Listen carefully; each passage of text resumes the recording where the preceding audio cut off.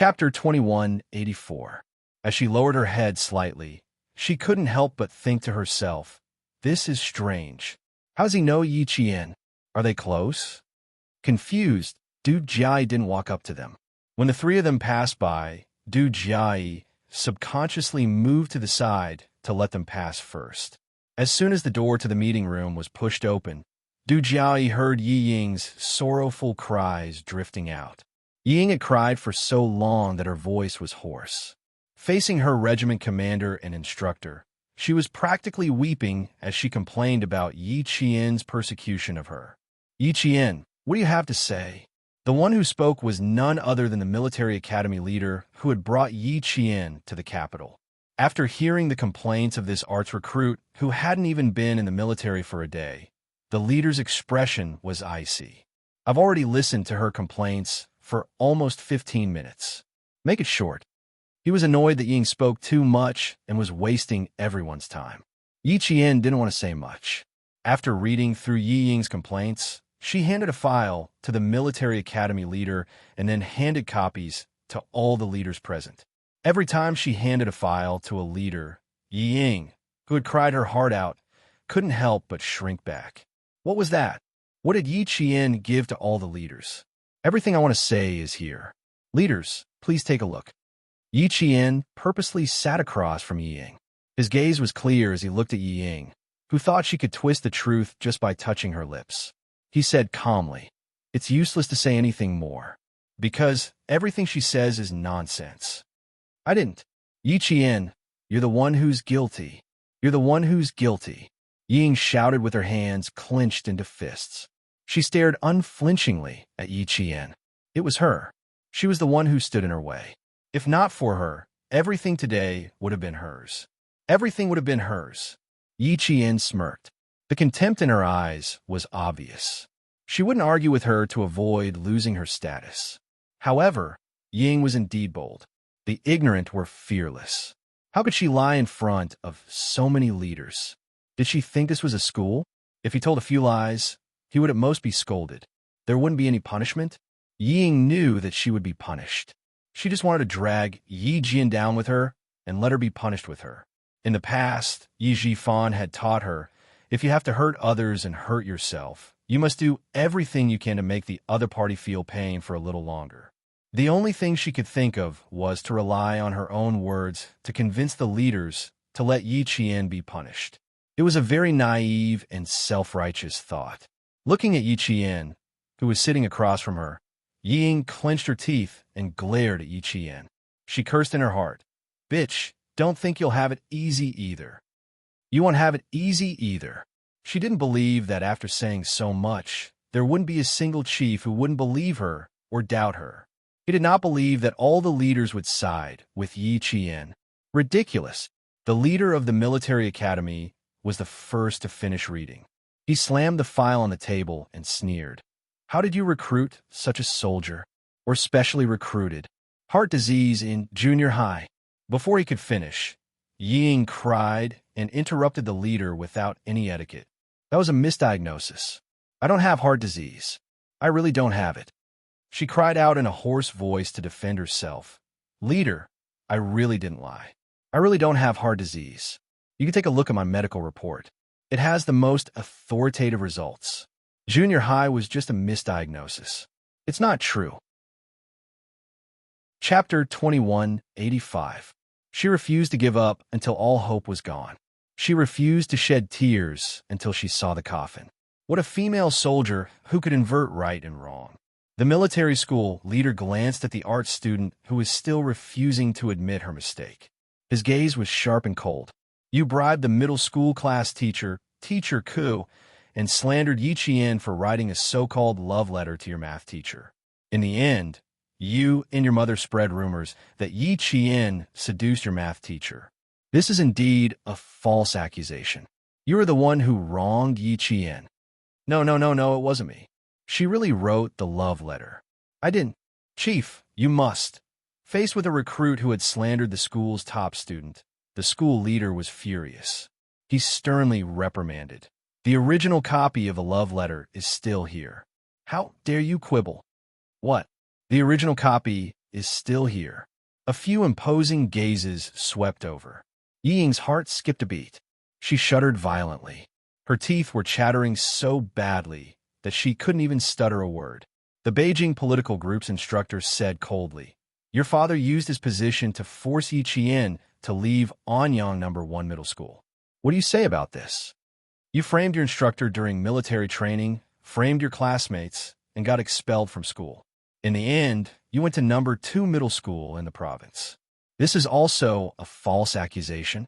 Dozens of classmates, including the class teacher and the principal, all framed you. You gathered local ruffians and gangsters to plot against Yi Qian. This is also a false accusation. On the day of the college entrance exam, you framed Yi Qian for copying your answers. After investigation by the province's education bureau, you were disqualified from the college entrance exam and banned from taking the exam for 5 years. This is also a false accusation. The instructor was so angry that he was almost shouting at the end of his sentence. Yi Ying, who was so guilty that she shrunk her shoulders with every sentence, was dumbfounded. How did they all know? No, that's impossible. How could they still know after so long? Didn't Dad say that he used his connections to get rid of all her bad records? How could there still be? The reason why she had the confidence to continue framing Yi Qian was because all her bad records had been removed. But now it was gone. All of his confidence was gone. The instructor of the Beijing political group slammed the file onto the conference table. He turned to the Deputy Chief of Staff Du and said in a deep voice, "Deputy Chief of Staff Du, this recruit was recommended by you at that time, and our Beijing political group did not strictly vet him. What do you think we should do now?" There was a brief silence in the conference room. Regiment Commander Zhong looked at the instructor and then at the Deputy Chief of Staff Du. Just as he was about to say something, Xia Jinyuan, who had accompanied them in, spoke up. He calmly accepted the gaze and said, "I'll tell you 2 things that happened when I was at the scene. The first incident was when Yi Qian was preparing for the overseas Olympic Games on behalf of the school. Yi Ying, who was with him, intentionally knocked over the waiter who was serving hot soup. She wanted to hurt Yi Qian with the hot soup. The second incident was that after the hot soup incident, she pretended to be missing and tried to frame Yi Qian.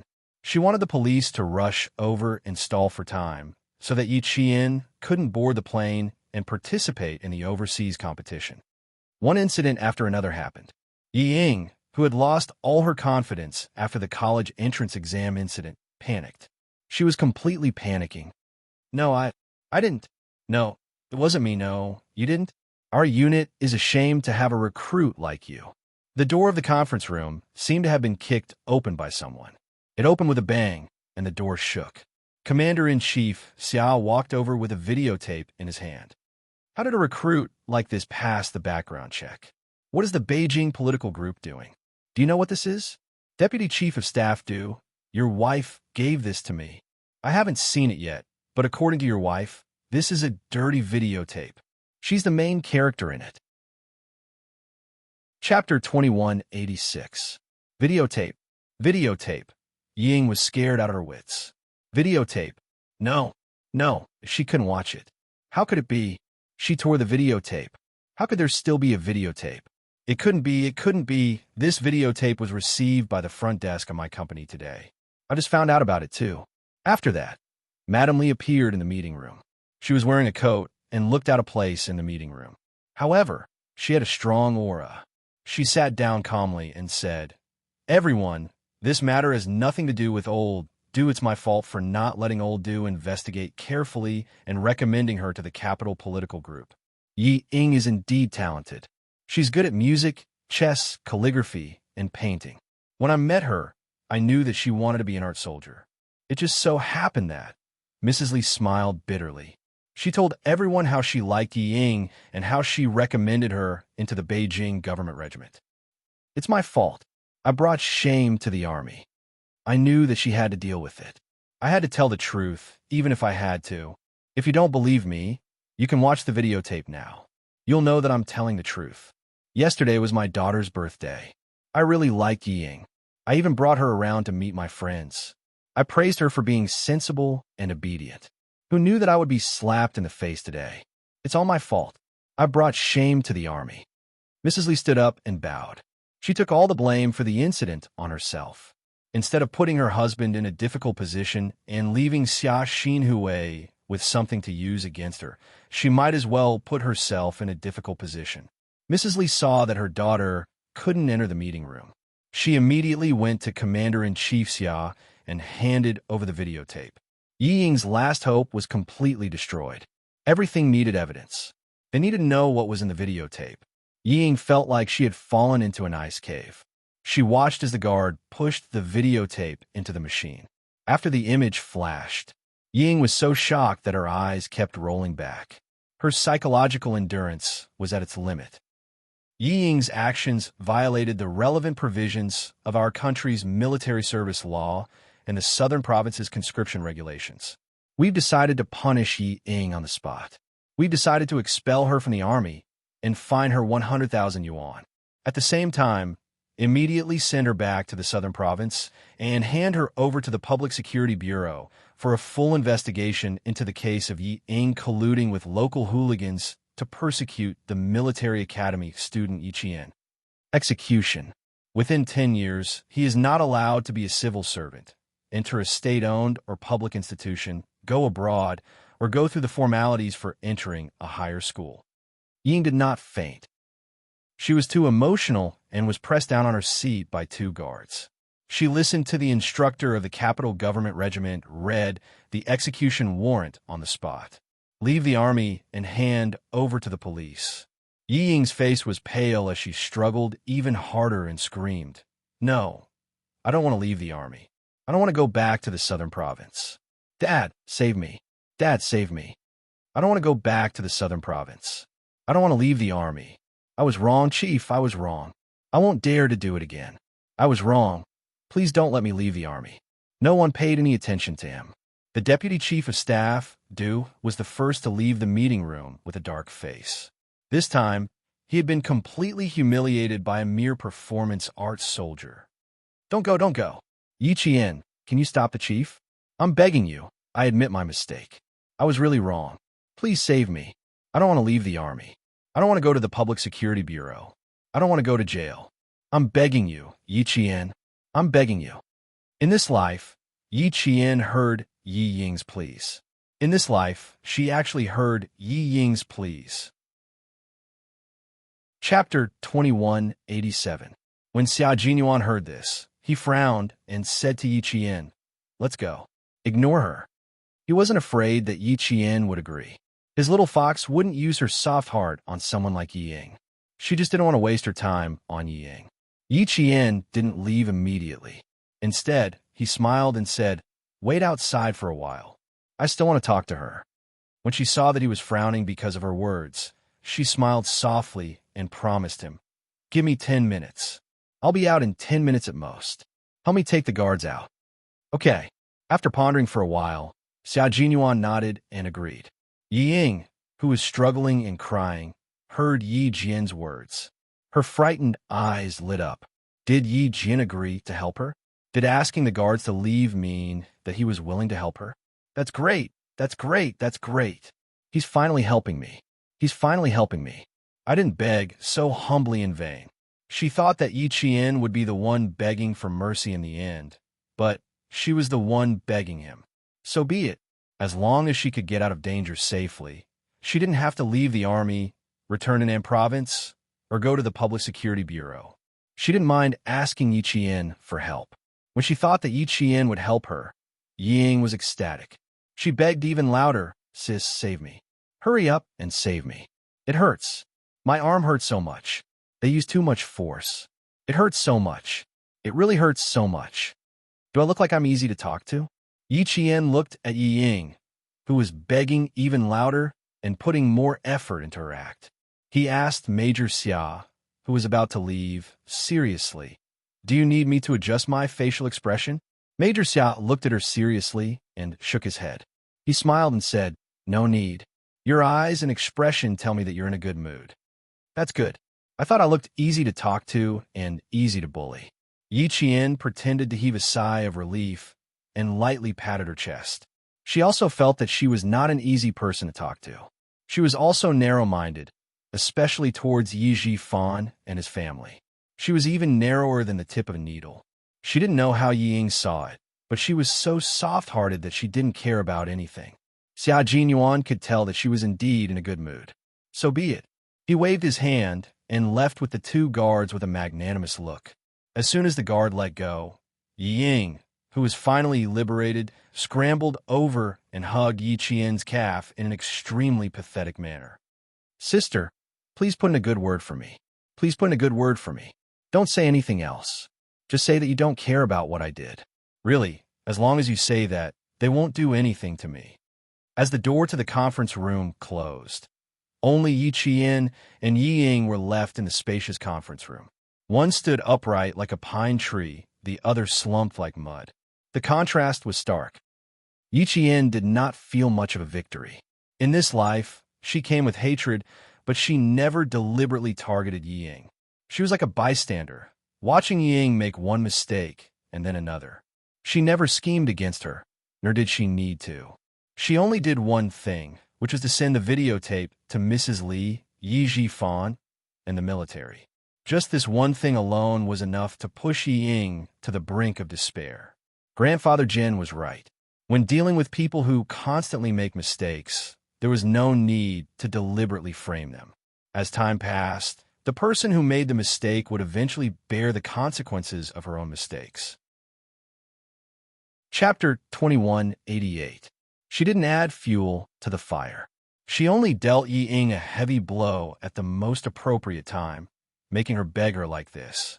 Scenes from his previous life flashed through his mind, frame by frame. There was Sun Dongqing's disdain, Yi Ying's arrogance, and Yi Ji-fan's arrogance. Everything from his previous life had come to an end in this life. Yi Ying, the grievances between you and me from 2 lifetimes had come to an end. Yi Ying, what are you begging me for? Even though it was over, she still couldn't calm down. Yi Qian lowered her eyes slightly. This time, it was her turn to look down at Yi Ying. She could clearly see the fear in the depths of Yi Ying's heart. In her previous life, she was also so afraid. It wasn't just for a moment or a day, but she was constantly worried and afraid. She was tormented. In this life, Yi Ying had only been worried and afraid for a few days. Sorry, she was actually very, very petty. She was so petty that she was happy to see Yi Ying like this. She hoped that her days of suffering had just begun, and that there was more pain waiting for Yi Ying to experience. Yi Qian leaned forward a little, then bent over and smiled faintly. "Until just now, you still wanted to frame me. Yi Ying, what makes you think that I will help you if you beg me?" If she didn't ask Yi Qian for help, who else could she ask? She couldn't find anyone else. She didn't know who to ask. Yi Qian's sudden stay was her only hope of escaping. Why would he help her? Because they were sisters. That's right, they were sisters. Sisters who could help each other. Yi Ying, who was in a desperate situation, was ecstatic. Her eyes were filled with hope. She quickly said, "I'm your sister. Sister, I'm your sister. Sister, save me. I'm begging you. Sister, please save me. Sister, I'll be obedient in the future. I won't dare to lie to you anymore. Sister, I'll really be obedient. Believe me. I promise, I swear, I'll treat you as my sister from now on. I'll be closer to you than a real sister. Please, sister, my good sister. Only you can save me. I don't want to leave the army. I don't want to go back to the southern province. Sister, good sister, only you can save me." Yi Qian's smile deepened. He lowered his head slightly and said coolly, "Sister? Yi Ying, since when did you treat me as your sister? That's not right. Fortunately, you've never treated me as an elder sister. That way, some unnecessary trouble can be avoided. I also sincerely thank you for all the things you've done for me, and thank your good mother for all the things she's done for me. Otherwise, how could there be the Yi Qian of today?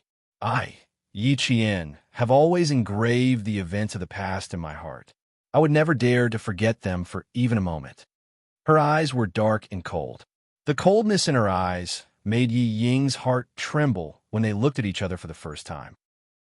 Realizing something, Yi Ying clutched the corner of Yi Jian's trousers tightly and kept shaking her head. She kept saying the word "no" monotonously. No, no, no. It's not like that. It's not like that. I've already begged her to let me go. Why isn't she satisfied? Ying couldn't figure it out. She cried until her tears and snot mixed together. She sat there paralyzed, but she didn't dare to let go. She was afraid that if she did, Yi Qian wouldn't care about her anymore. Sister, is it because I haven't asked for enough? Is it still not enough? Sister, I'm begging you. I know I'm wrong. Really, I'm really wrong. It's all my fault in the past. I made you suffer so much. I'm really wrong. Can you forgive me? Can you forgive me? Let bygones be bygones. Let's forget about it, okay? Don't think about it anymore, okay? Sister, look at me in the future. I won't let you down. Chapter 2189. I've never begged anyone before. You know that I've never begged anyone before. Sister, I'm begging you today. Since we're sisters, please let me go. I was really wrong. I won't dare to do that again. No matter how much she begged, it was impossible for Yi Qian to feel any pity for her. In her previous life, Ying had caused her to be homeless and almost raped. How could she let her go? Let bygones be bygones? Forget about it. Ying, who do you think you are? Yi Qian's eyes were filled with anger. She used her knee to press against Yi Ying's chin and pushed forward, knocking Yi Ying to the ground. She didn't have the chance to crawl over and hug her leg. Caught off guard, Yi Ying's teeth knocked against her own lips. She screamed in pain. The wound was a little deep, and blood mixed with saliva flowed down the corner of her mouth. Seeing her palms covered in blood, Yi Ying screamed again. Blood, blood, so much blood. Yi Qian had knocked into her, and she was bleeding. She begged so much, but she still wouldn't let her go. She even made her bleed. Yi Qian, what do you want from me? Ying was furious after begging for so long. She only dared to be angry in front of Yi Qian. Yi Ying's expression twisted as she thought about how her begging was ignored by the person she hated and looked down on. She even made her bleed. She raised her head and said angrily, Yi Qian, what else do you want from me? I've begged for so long. Why won't you forgive me? A person had hated another person since they were young. It had become a habit. How could she change her deep-rooted attitude so easily? The so-called apology was just to get herself out of trouble as soon as possible. She didn't think she was wrong at all. Of course, Yi Qian didn't need her to know that she was wrong. He didn't need her to wake up either. It was fine for her to continue being so stupid. In order to let Yi Ying hear her clearly, Yi Jian slowly squatted down and enunciated every word clearly. She wanted to tell Yi Ying what she wanted to do. I want you to die. I want you to be tortured to death. Only in this way can the hatred in my heart be dispelled. Every single word was filled with deep viciousness, and every single word was filled with killing intent. She wanted her to die. Yi Qian wanted her to die. Yi Ying's first reaction was to laugh out loud. She wanted to laugh, but before she could, she looked up at Yi Qian and froze. She saw the undisguised murderous intent in Yi Jian's eyes. She really wanted to kill her. She really wanted her to die. No, I don't want to die. I don't want to die. You don't have the right to decide my life or death. Yes, you can't decide. You're a soldier. You can't kill me. Yi Ying, who was paralyzed on the ground, retreated. She thought Yi Qian wanted to kill her. Yi Qian smiled. There was a hint of laziness in his cold voice. You're thinking too much. Killing you will only dirty my hands. I won't kill you, and I won't forget what you did to me. Only when I remember what you did to me can I grit my teeth and continue walking. Even if the path is bloody, I will grit my teeth and continue walking. Because Yi Qian got up. His dark eyes stared at Yi Ying, who looked even more terrified. He continued softly, because I've been waiting for this day. To see you, Yi Ying, crawl past me like a stray dog. Yi Ying, I've been waiting for this day for so many days and nights. How can I let you go? How can I kill you so easily? Chapter 2190. Yi Jian, who was in a good mood, smirked as she watched Yi Ying's face turn pale and pale at a close distance. She saw the deep fear in Yi Ying's contracted pupils. She threw a bombshell at Yi Ying. Finally, I'll tell you that I was the one who sent the videotape. But I didn't expect Yi Jifan to divorce Sun Dongqing immediately after seeing the videotape. Yi Ying, You've offended Madame Li and lost Yi Jifan's protection. You're also a veteran with a tainted record. Why do you think I want to kill you myself? Watching you suffer is much more fun than killing you with my own hands. What? What did she just hear Yi Qian say? What did you just say? What did you just say? Yi Ying widened her eyes in disbelief. She stared at Yi Qian without blinking and asked sternly, "What did you just say?" Since he dared to say it, he wasn't afraid of what she could do. Yi Qian was magnanimous and patiently repeated, "Listen carefully. I'll say it one last time. I was the one who sent the videotape. The one in Madame Li's and Yi Jifan's hands were all sent by me." "Ying, did you hear me clearly? Do I need to repeat myself?" "The videotape was sent by Yi Qian. She said she was the one who sent it." Yi Qian, Yi Qian. It was her. She was the one who sent the videotape. She was the one who ruined her. What a ruthless B***TCH. What a ruthless B***TCH. She wanted to kill her. She wanted to kill her. B***TCH, B***TCH. You deserve to die. You deserve to die. I want to kill you. I want to kill you. Ying suddenly stood up and pounced on Yi Qian like a madwoman. She wanted to kill this B***TCH who caused her to lose everything. She wanted to kill her. You want to kill me? That depends on whether you have the ability to do so. Yi Qian sneered as he pulled out a conference chair and placed it in front of him. Coincidentally, Ying crashed into the chair. She didn't manage to knock Yi Qian down, but instead, she fell straight into the chair. Yi Qian nimbly dodged, his hands moving as fast as lightning. One of his hands pinned Yi Ying's hands behind her back, while the other pressed down on the back of her neck, forcing Ying to kneel on the floor with her face pressed against the seat, unable to move an inch. You want to kill me? Yi Ying, do you have the ability to kill me? He pressed down on the back of Yi Ying's neck with one hand. He used so much strength that Yi Ying's sweet and charming face lost its beauty. Her eyes, nose, and lips were all squeezed out of shape. Yi Qian's eyes were bloodshot, and his entire body was filled with killing intent. She was a female Special Forces soldier who had been on the battlefield and had stepped over piles of corpses. Her hands, stained with blood, were like the jaws of a tiger. She pressed down on Yi Ying's neck like she was biting down on Yi Ying's life. Her killing intent was even more terrifying. At this moment, Yi Qian was the most realistic. He had been on the battlefield and killed people. He raised the weapon in his hand and killed his target without batting an eyelid. Yi Ying was just a spoiled and arrogant girl who had lost her sense of self. Normally, she wouldn't have come into contact with a Special Forces soldier who had killed people. Even though she couldn't see Yi Qian's expression, she could clearly feel the change in Yi Qian. It was a terrifying change, a change that made all the blood in her body freeze. Yi Qian? Was she Yi Qian? She wasn't. Yi Qian didn't have such a terrifying aura. Yi Qian didn't have such great strength. She was Yi Qian. She was standing right in front of her, clearly telling her that she was the one who sent the videotape. Chapter 2191. I'm going to kill you, B***TCH. B***TCH. Let go of me, let go of me. Her face was pressed against the leather chair. Even her voice was broken, and she could not form a coherent sentence. She twisted her shoulders and used all her strength to struggle. But no matter how much strength she used, it was futile. She could not break free. She could not escape from Yi Qian's control. Ying, remember this for me. Don't provoke Yi Jian easily before you become more powerful. Even I have to avoid her, let alone you. You must remember to stay as far away as possible from her as you can. Remember this. How many times have I told you? Yi Qian is not someone you can provoke. You've provoked her time and time again. Do you want to die? Ying, I don't know how strong she is. You can't be as reckless as before.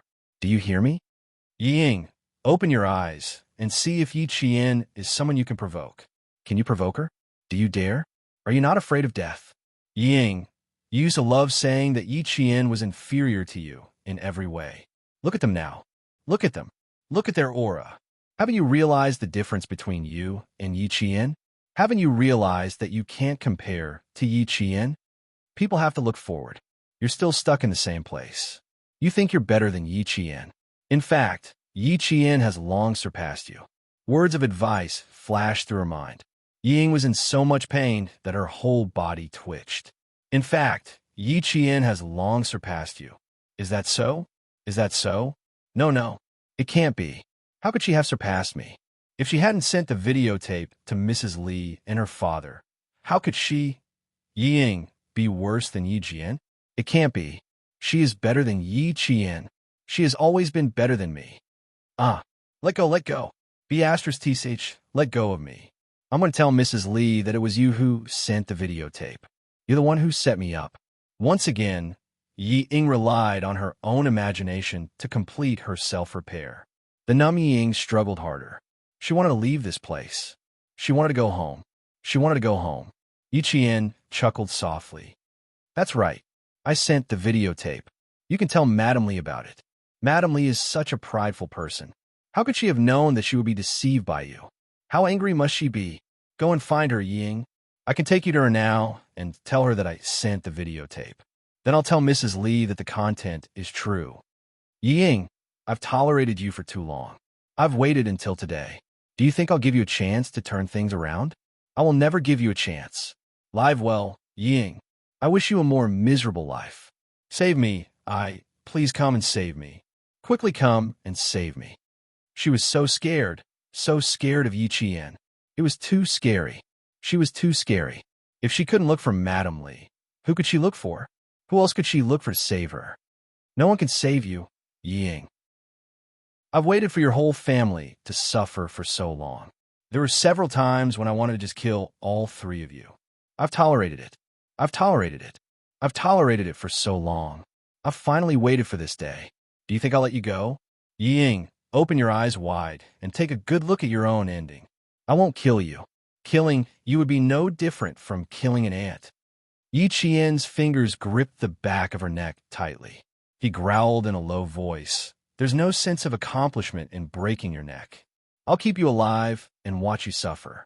That's the only way to appease my hatred. Chapter 2192. He was no longer hiding his murderous aura and his coldness. Yi Ying was frightened. I don't want to. I want to go home. Oh, I want to go home. Dad, save me. Yi Ying was so scared that her whole body was trembling.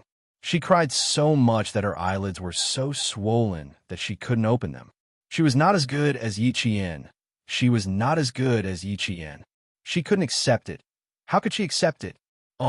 She couldn't accept it. How could she lose to a bastard? TCH. How could she lose? This time, Yi Ying couldn't even let her imagination numb her. Facing Yi Qian, who was full of murderous aura, she was scared. She was scared from the bottom of her heart. Little fox, we can go now. The tightly shut meeting room door was pushed open and Xia Jinyuan's tall figure appeared at the door. He wasn't surprised at all when he saw the scene in front of him, as if he didn't notice anything. He looked at Yi Qian gently and said, "Exactly 10 minutes." After saying what needed to be said, Yi Qian let go and clapped his hands in disdain. Before he left, he said something that made Yi Ying's hair stand on end. Your retribution has just begun. Yi Zhifan doesn't even acknowledge you as his daughter. Yi Ying, you will live a life worse than a rat in the gutter. Worse than a rat in the gutter. She would live a life worse than a rat in the gutter. She might as well be killed. No. She had to find her father to save her. Only her father could save her now. She had to ask her father to beg the deputy chief of staff Madame Li, and them to save her. Dad, I was wrong. Yi Ying, who was sitting in a daze, thought of her father. She suddenly got up and rushed towards the meeting room door. Before she reached the door, 2 guards rushed in. One of the guards reacted quickly and grabbed Yi Ying's shoulder with one hand. He threw Yi Ying to the side and pinned her to the ground. She wanted to ask Yi Zhifan for help, but she didn't know that Yi Zhifan was calmly explaining to Madame Li, who had just walked out of the military headquarters. I'm very sorry, madam. My relationship with Sun Dongqing has actually been broken for a long time. Because of some things, it was delayed again and again, and we only got a divorce now. Ying didn't follow me. She willingly followed Sun Dongqing and told me that she wanted to take her mother's surname. I was very disappointed and sad, but I agreed to let her take her mother's surname. I spent the whole afternoon trying to change her surname. It's not that I want to hide it, but I just finished the divorce procedures this morning. There are too many things that need to be settled. I was thinking of contacting you and Deputy Chief of Staff Do after Ying change her surname to Sunning. Mrs. Lee was infuriated by his casual tone. She suppressed her anger and shouted, "Director Yi, do you want to tell me that Ying has nothing to do with you from now on? You could say that." I was too disappointed in her. I worked so hard to raise her. Who would have thought that? Sigh. Yi Jifan sighed heavily. There was an indescribable sadness in his voice. Madame Lee sneered. What a heartbroken father. She didn't expect that he would be so heartless to his own daughter. Very well. I will remember what Director Yi said today. Ying, no. She's called Sunning now, right? She made me, Li Chenglan, lose so much face. I will definitely settle this account with her. I hope that Director Yi won't show up at that time. Hearing this, Yi Jifan, who was nervous, adjusted his breath slightly and replied, I can promise you that I will never interfere in Sun Ying's affairs. Chapter 2193. Yi Jifan divorced Sun Dongqing in a hurry and made himself clear. He was afraid that Mrs. Lee would take her anger out on him. When he received Mrs. Lee's call, he was even more nervous than when he was in the provincial committee meeting. When he heard Mrs. Lee's cold and deep voice, he felt that his heart was about to jump out of his throat. He even held his breath for fear that Mrs. Lee would notice his fear. When Yi Jifan said that he would no longer interfere in Yi Ying's affairs, he heard Mrs. Lee sneer softly. He didn't know what she meant. It seems that Director Yi is going to put justice before family. That's right. No wonder Director Yi can be so successful. I can see that Director Yi can achieve great things. How could he not hear the sarcasm in Mrs. Lee's words? If Ying could be supported by the wall, listen to his arrangements, and not make trouble outside, how could he really be willing to cut off their father-daughter relationship? After all, she was his daughter, and half of his blood flowed in her veins. He had arranged all the paths for her. Every path was a broad road. With his protection, she would definitely achieve great things. But Ying was a piece of mud that couldn't be supported by the wall. No matter how good the path he paved was, she would only walk on a rotten path. He spent so much effort to cultivate her, but in the end, she didn't recognize him as her father. She was indeed his daughter. She was so ruthless. Forget it. Since she didn't recognize him, why should he recognize a stupid daughter? He couldn't afford to offend the Lee family. It was not easy for him to climb to his current position. He didn't want to be beaten back to his original position overnight, and he didn't want to lose everything. He had to give up something to gain something. He could only give up Ying, this daughter who didn't recognize him. Pretending that he didn't hear the sarcasm in Mrs. Lee's words, Yi Jifan's voice was trembling. I'm sorry. She is too stubborn. I can't persuade her. I respect her decision. She is in her 20s. She's not young anymore. She should be responsible for everything she does. He was telling Mrs. Lee that she would be responsible for everything that happened to Ying. It had nothing to do with anyone else. Although Mrs. Lee was almost harsh to others, she was always generous to her children. Even if her children made a big mistake, it was the Du family's business. It was not an outsider's turn to tell them what to do. Hearing Yi Jifan's words, the coldness on Madame Lee's face deepened. With such a father, how good could his daughter be? She, Li Chenglan, had always been the one to scheme against others. Today, she had actually been tricked by a little bureau chief, a little girl. Did she think that she could get away just because she was divorced and cut off the father-daughter relationship? Madame Lee, who had hung up the phone with a gloomy face, quickly dialed another number. Then, she said in surprise, the Discipline Inspection Commission has already gone to the Southern Province? Are they going to clean up the Southern Province's officialdom? Unclear situation? Old classmate, is there something you can't tell me? I'm not making things difficult for you. If you don't tell me, can I force you to tell me? I'm calling you today for no other reason than to tell you to investigate a bureau chief with a surname in the Southern Province's Urban Construction Bureau.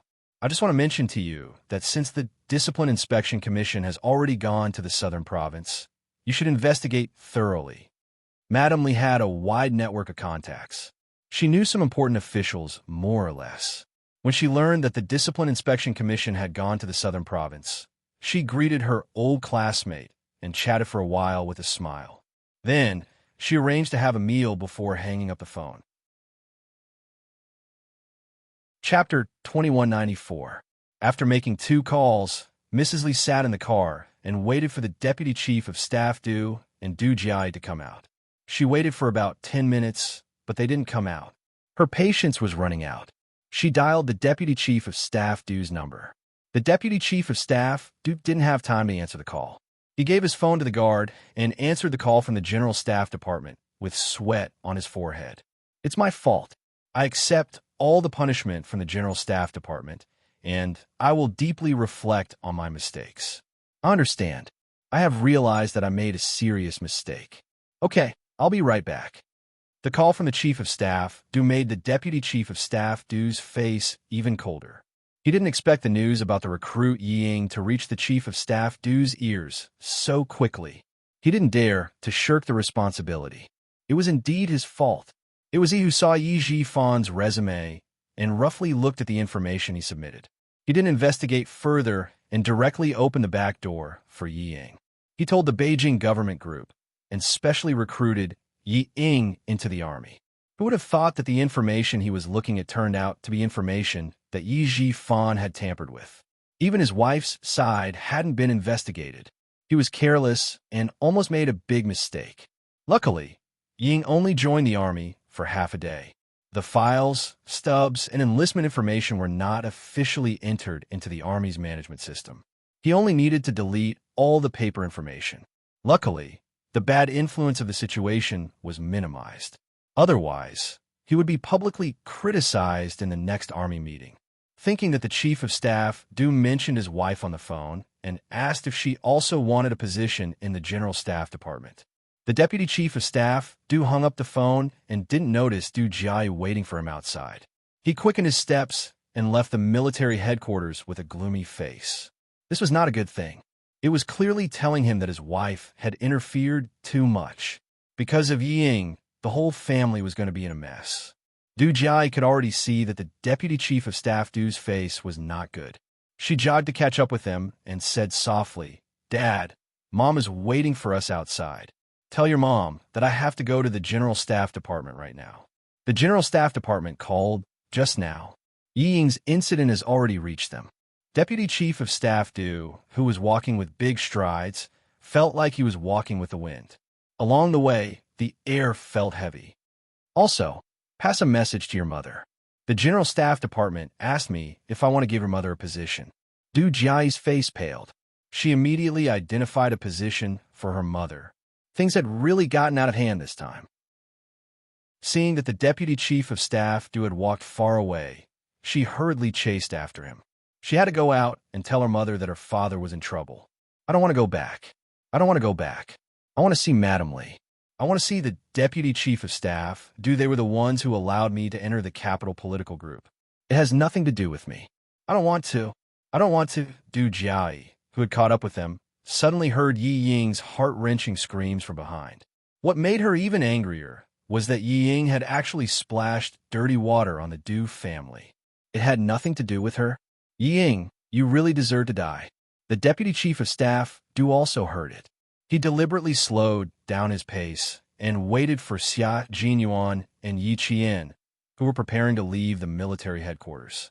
Without much interaction, Xia Jinyuan and Yi Qian stopped and saluted him. Then they calmly left under his gaze, leaving behind the 2 calm and dignified figures of the Du family. Chapter 2195. I didn't expect this. I really didn't expect this. The Deputy Chief of Staff Du murmured. He didn't expect Xia Xinhui's son to be so successful. He was no longer as frivolous as he was when he was young. The darkness in his eyes deepened. Du Jiai didn't say anything.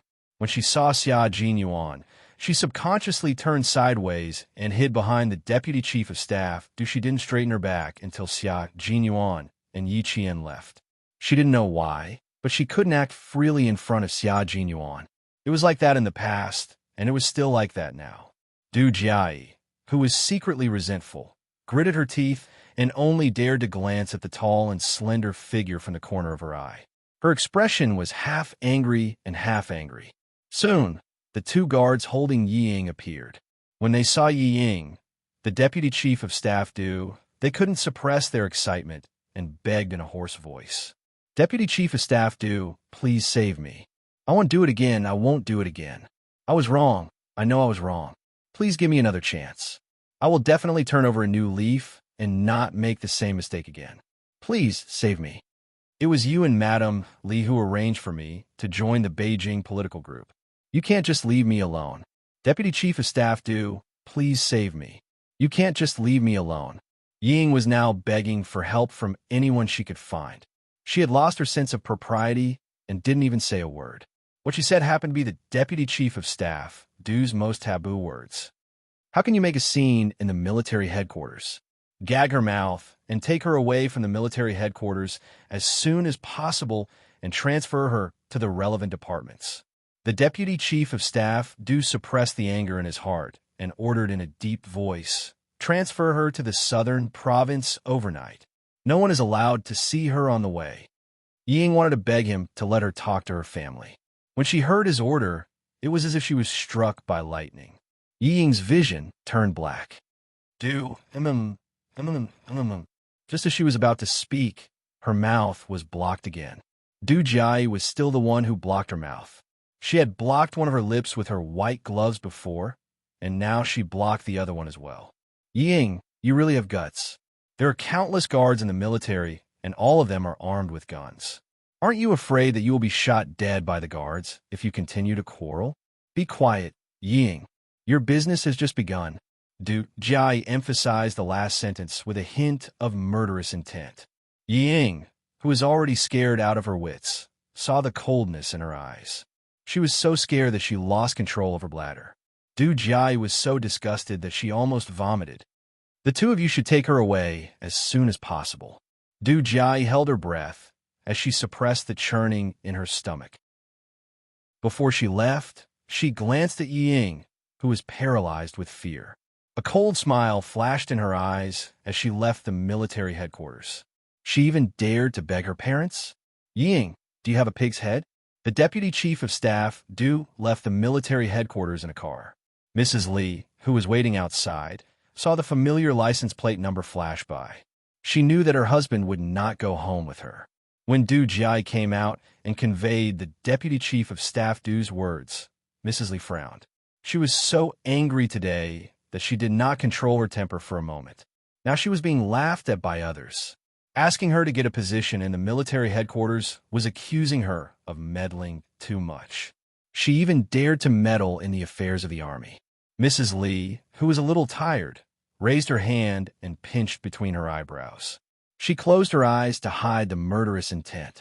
She pressed her lips together and closed her eyes to rest for a while. Yi Jifan, save her son.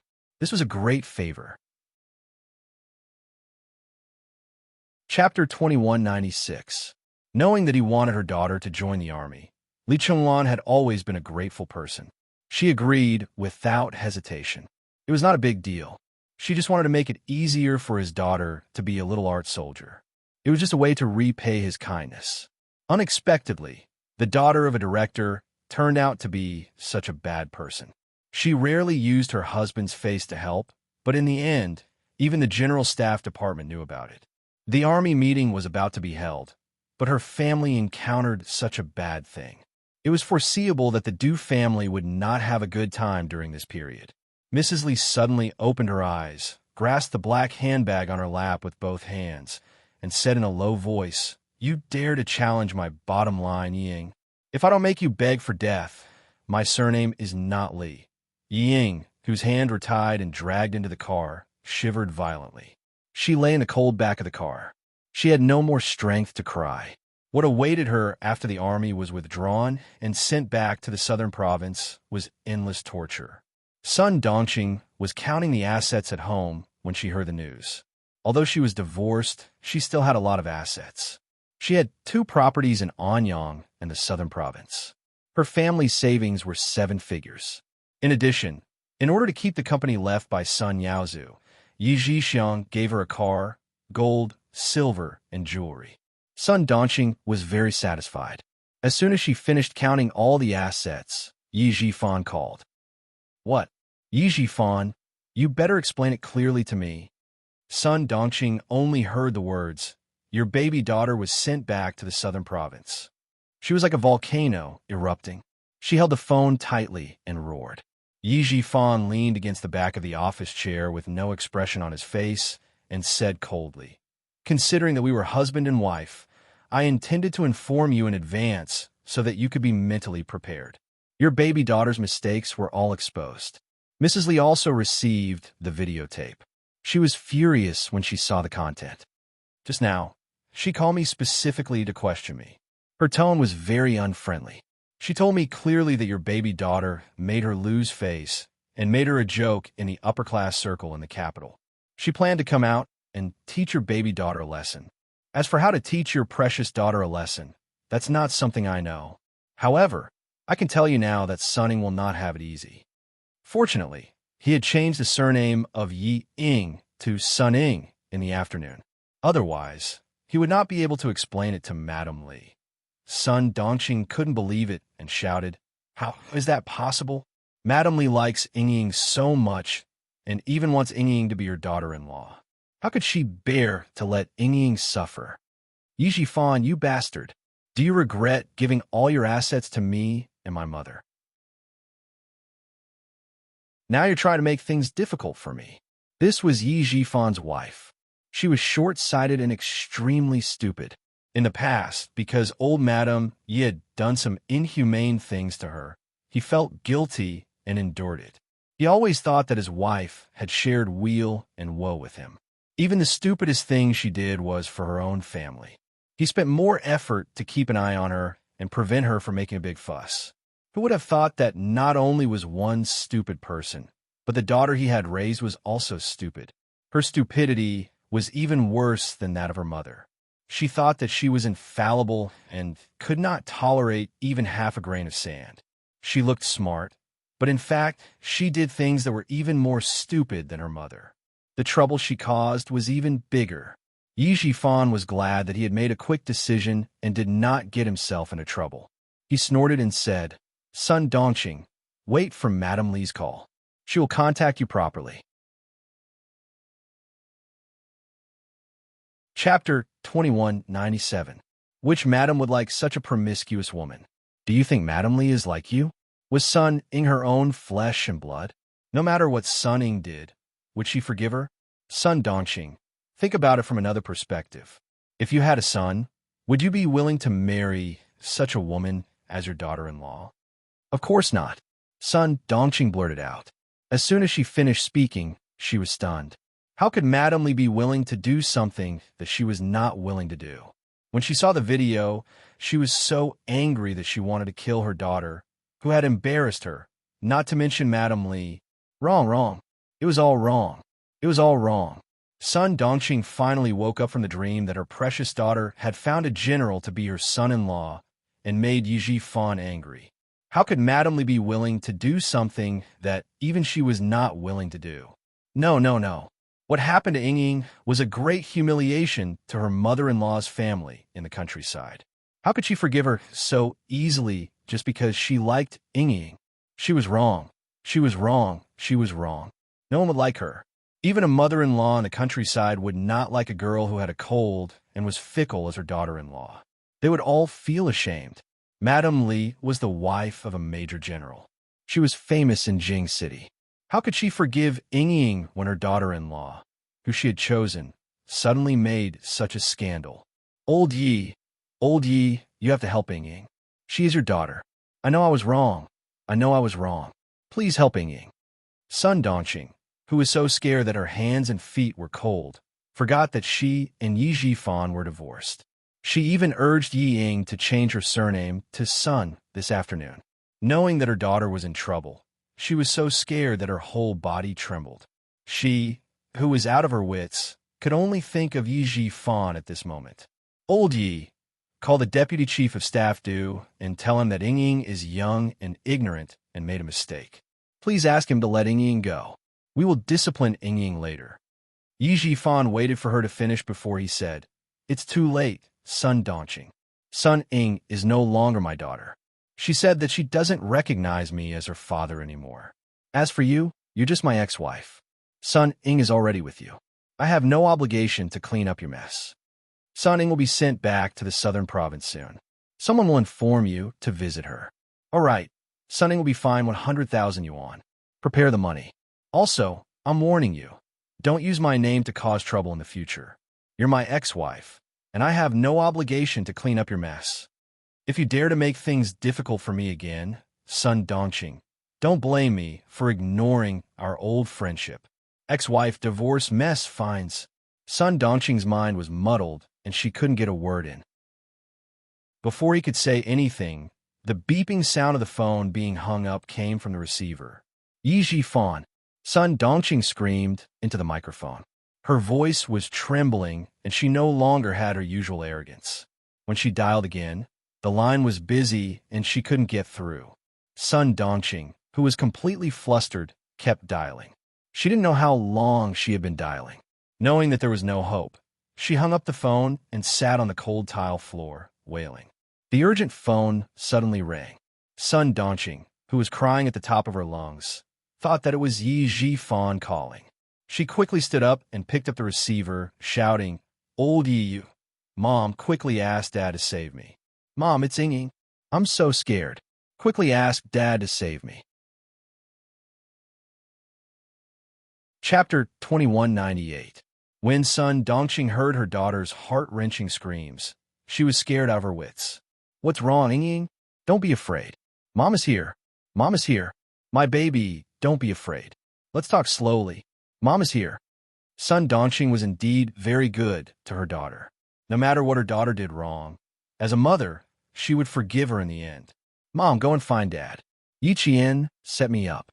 She was the one who sent the videotape. Mom, she was the one who sent the videotape to Dad and Madam Li. She was the one who set me up. Mom, go and find Dad. Doesn't he know the director of the Public Security Bureau? Ask Dad to make a call. I don't want to go to jail. I don't want to. Mom, I was really set up by Yi Qian this time. I hate it. I really hate it. Mom, it's all her fault. It's all her fault. Mom, I'm so scared. I don't want to withdraw. I don't want to be sent back to the southern province." Save her? Who would save her? Who would save her? She didn't even recognize her father and change her surname to Sun. Who would save her daughter? Who would save her? Don't be a soldier anymore. Let's not be a soldier anymore. Let's go back to the southern province. Yi Qian couldn't hurt you. How could she hurt you? My dear daughter, don't be afraid. Let's come back first. Sun Dongqing didn't dare to say that Yi Jifan didn't recognize her daughter anymore. She didn't dare to say that she had to change her surname to Sun Ying from today onwards. She was afraid that her daughter would suffer a greater blow if she said it. "I won't come back, Mom. I can't come back. If I come back, Yi Qian will look down on me. I will never bow down to her in this lifetime. Mom, get Dad to pick up the phone. I want to talk to him. I want to tell him how hateful Yi Qian is." Sun Ying didn't know what happened in the southern province. She saw Yi Jifan as her last hope. Other than her father, no one else was willing to save her. "My poor daughter," Sun Dongqing, who also couldn't contact her ex-husband, wailed. "Ying, your father isn't home. He's not home. Go back to the southern province first. We'll make plans after you're back." It would be great if she could return to the southern province. At least she could accompany her daughter. It wasn't easy for Sun Ying to get in touch with her family. How could she give up so easily? She strained her hoarse voice even harder. Her voice was sharp and piercing. "No, I'm not going back to the southern province. I want Yi Qian to die a horrible death. I want her to die a horrible death. Admit defeat, Ying. Let's admit defeat. We can't win against her. We can't win against her. Without her husband to rely on, how could they make things difficult for Yi Qian? Making things difficult for Yi Qian, who is already high and mighty. Sun Dongqing, who had lost the protection of her ex-husband, suddenly came to her senses. In order to know the news of her daughter, she made countless calls, but no one answered. Even when her fingers were about to swell, no one answered. Only then did she realize that without Yi Jifan's protection, she was nothing. Sun Ying, who still didn't know that her surname was Sun, screamed crazily. Why can't we win against her? Why can't we win against her? Daddy is here. How can we lose to an orphan bastard? Orphan? Yes, Yi Jian was an orphan, but she had too many people who were willing to help her. There were too many of them. Sun Ying, wake up. Mom, please wake up. We have nothing left. We have nothing left. Even you, from today onwards, your surname will be Sun. Sun Ying, accept your fate. Let's accept our fate. What? How did she become Sun Ying? No, she was Yi Ying. How could she become Sun Ying? Chapter 2199. Your father and I are divorced. We got divorced this morning. Ying, have you forgotten? You wanted me to divorce your father. He won't care about us anymore. It's useless to look for him. We can only accept our fate. Sun Ying, we can only accept our fate. Sun Dongqing, who was crying loudly, told the truth. She didn't know how her daughter would react after hearing it, but she had to say it. If she didn't, Sun Ying would continue to dream of defeating Yi Qian. Impossible. It would never be possible. No, it's impossible. Mom, what did you say? It's impossible. I'm Yi Ying. How did I become Sun Ying? Sun Ying couldn't hold on to her last hope. She couldn't hold on to it anymore. Yi Jifan was her last source of confidence and hope. My poor daughter, it's true. You're Sun Ying now. I listened to your arrangements and asked your father to change your surname. He told me himself that he won't care about us anymore. Ying, he won't care about us anymore. Yi Jifan means what he says. He means what he says. That night, you said yourself that you don't want to acknowledge him as your father, and you won't beg him anymore. Ying, there's no way out for us. It's all my fault. I didn't stop you. It's all my fault. It's all my fault. No matter how much Mrs. Li likes you, there's a limit to how much she likes you. How could she tolerate and forgive you like me just because she likes you? Even I was angry at you for the shameful things you did overseas, let alone Mrs. Li. Ying, you were wrong. You were wrong from the beginning. We can't climb up the social ladder. You're not shameless enough to let Mrs. Li like you after she finds out. Yi Jifan also told me that we embarrassed her so much. She won't let us go. Come back. Let's not fight anymore. Let's go back to Nan province and start over somewhere else. As the sound of Sun Dongqing's sobbing gradually subsided, Sun Ying did not make any more noise. She was completely silent, sitting there motionless like a clay figurine. Was she the one who cut off her own escape route?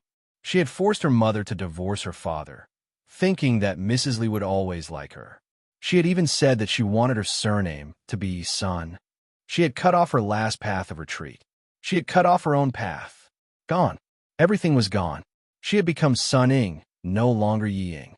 The father who had protected her and treated her as the apple of his eye no longer wanted her. From a moment she changed her surname to Sun, she was no longer his daughter. No one could save her or protect her anymore. How could this be? How could this be? Why? Why? She couldn't understand it. She really couldn't understand it. She was clearly the best, but in the end, she ended up being betrayed by everyone. She couldn't understand how she ended up like this when everything was so perfect. Mother said that we were all wrong. Was it really all wrong? How was it wrong? She didn't want a bastard to ride on her head. Was that wrong? Was it wrong for her to want to get rid of an opponent who was blocking her future? Was it wrong for her to want to be above others and be envied by everyone? These were all what her parents had taught her. They had taught her how to get everything she wanted from a young age. They had taught her how to destroy the things she wanted but couldn't get. How could she have been wrong? How could she have been wrong? Oh, how could she have been wrong? Sun Ying couldn't figure out. She suddenly screamed crazily and smashed her phone. Her head slammed hard against the door of the toilet on the train. She couldn't figure it out. She couldn't figure it out. Why did Yi Qian win in the end? Why was she the one who won? A filthy, cowardly, ugly bastard with no parents had won the battle? She couldn't figure it out.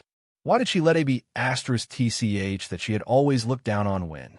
The guards who were waiting outside to escort her back to Southern Province heard the commotion and kicked the toilet door open without hesitation. They first subdued Sun Ying, who had hurt herself and then immediately informed their colleagues to come and pick up the phone. Even the battery was coming out. Where did the phone come from? Why did she have a phone with her? Chapter 2200. Sun Ing didn't say who gave her the phone. It was not that she didn't want to say, but that she didn't know. Someone squeezed her before she got on the train. After she got on the train, she accidentally touched the phone in her pocket. She found an excuse to go to the toilet and called back. She might as well not make the call. Sun Ing, who had lost her last hope and confidence, was like a deflated balloon. She didn't struggle or make any noise. She just stared like a wooden puppet and didn't eat or drink. She took the train back to the southern province from Jing City. She didn't know what was waiting for her. Her world had collapsed the moment the military announced her punishment. The investigation of her past had been reported to the military. What else was there to investigate? Everyone knew. Everyone knew what she had done. She didn't know what to do or how to do in the future. It was a gloomy world. No matter where she went, there was no hope. There was no chance. There was no chance at all. How could she win against Yi Qian? How could she fight against him? She had lost. She had lost completely. It was over. It was all over. Sun Ing curled up her legs and hugged them tightly. What would be waiting for her when she went back? What would Mrs. Li do to her next? Sun Ing, who was sitting in a daze, lost her vitality. She was like a flower that withered overnight. She couldn't find her original brightness. She was like an old woman in the twilight. Sun Dongqing called again, but the phone was turned off. She was so flustered that her hands couldn't stop shaking. Who should she look for next? Where could she find her daughter? She would be sent back to the southern province and transferred to the Public Security Bureau. Yes, she should go to the Public Security Bureau first. No, she had forgotten something very important. There was still something very important. What was it? Did she forget what it was? Sun Dongqing was so flustered that she was crying and walking back and forth in the living room. She forgot something very important, but she just couldn't remember it. Money. Yes, money. Yi Jifan said that Ying would be fined 100,000 yuan. She still had to withdraw the money. She had to go to the bank to withdraw the money. Then she could save her daughter. No more fighting. Sun Dongqing didn't notice that it was already 9 o'clock in the evening. She took the passbook and ran out in her slippers like crazy. The lights outside were waning, and the cold wind of early spring blew through the treetops, bringing with it a chill. Early spring had arrived in the south, but the cold wind still blew in the north. They were sent back to Nan province overnight. Yi Qian, who was peeling an apple, asked Xia Jinyuan, who had just ended a call, "Why is it so urgent? Won't the Beijing political group investigate further?" The two of them had already returned to the hospital. With Yi Qian by her side, Major Xia was very cooperative. She no longer pondered about how to leave. She placed her phone by the bedside and wrapped an arm around her waist from behind. She said faintly, "Yes, the Deputy Chief of Staff personally gave the order. The Beijing government political group is also in the middle of a 3-department trial. They don't have time to care about her." Ying was specially recruited into the army. This also shows that there are many problems in our army. The Deputy Chief of Staff happen to bump into the muzzle of the gun this time. It's going to be very tiring. Yi Qian handed the peeled apple to the man who suddenly wanted to eat fruit. She frowned slightly and asked in confusion. Mrs. Li said in the conference room in front of the Deputy Chief of Staff that she did it all by herself and had nothing to do with the Deputy Chief of Staff. I've always been very puzzled. I don't understand why she said that. Wouldn't it harm the Deputy Chief of Staff even more? Chapter 2201. She really didn't understand the twists and turns of the story. She thought that Mrs. Li's words would only make things more difficult for the Deputy Chief of Staff. Xia Jinyuan didn't eat the apple after it was peeled. Instead, he handed it to Yi Qian and said, "Here, take a bite of the apple, and I'll tell you." Crunch. He took a bite. Yi Qian was waiting for him to give her an answer. Unexpectedly, Xia Jinyuan took a bite of the apple she left behind. His handsome face smiled and sighed. "I finally found the right way to eat an apple. My saliva is sweeter when I have a girlfriend." Yi Qian's beautiful face twitched a little. How could he say something like that so openly? Captain Xia, who knew that his girlfriend was easily embarrassed, didn't wait for Yi Qian's fist to land on him. After teasing Yi Qian, he quickly became serious and explained to Yi Qian, "You can't just listen to what she said. You have to think about why she said that." Mrs. Li didn't say that to make things more difficult for the Deputy Chief of Staff do, but to make things more difficult for the Beijing political group. 1 second, he was full of mischief. The next second, he was full of righteousness. Yi Qian realized that he was becoming more and more familiar with the transition between the two. Of course, she could now keep up with his pace of change. Xia Jinyuan hugged Yi Qian and leaned against the bedside. As his smile faded, his handsome features revealed a hint of coldness. The Beijing political group's regiment commander Zhong and Du Kaiwei were old classmates. Mrs. Li didn't say anything else. She directly said that she went past the Deputy Chief of Staff Du and intervened to let Yi Ying enter the army. This clearly tells everyone that the Deputy Chief of Staff Du did try to stop her, but she secretly informed Regiment Commander Zhong and didn't let the Deputy Chief of Staff Du intervene. Thus, Yi Ying was sent to the Beijing political group. The Deputy Chief of Staff Du only recommended Yi Ying first, and the subsequent review of Yi Ying was handled by the conscription office and the Beijing political group. It was Madame Li who used her connections to get Yi Ying into the army. The Deputy Chief of Staff Du was at most a mistake.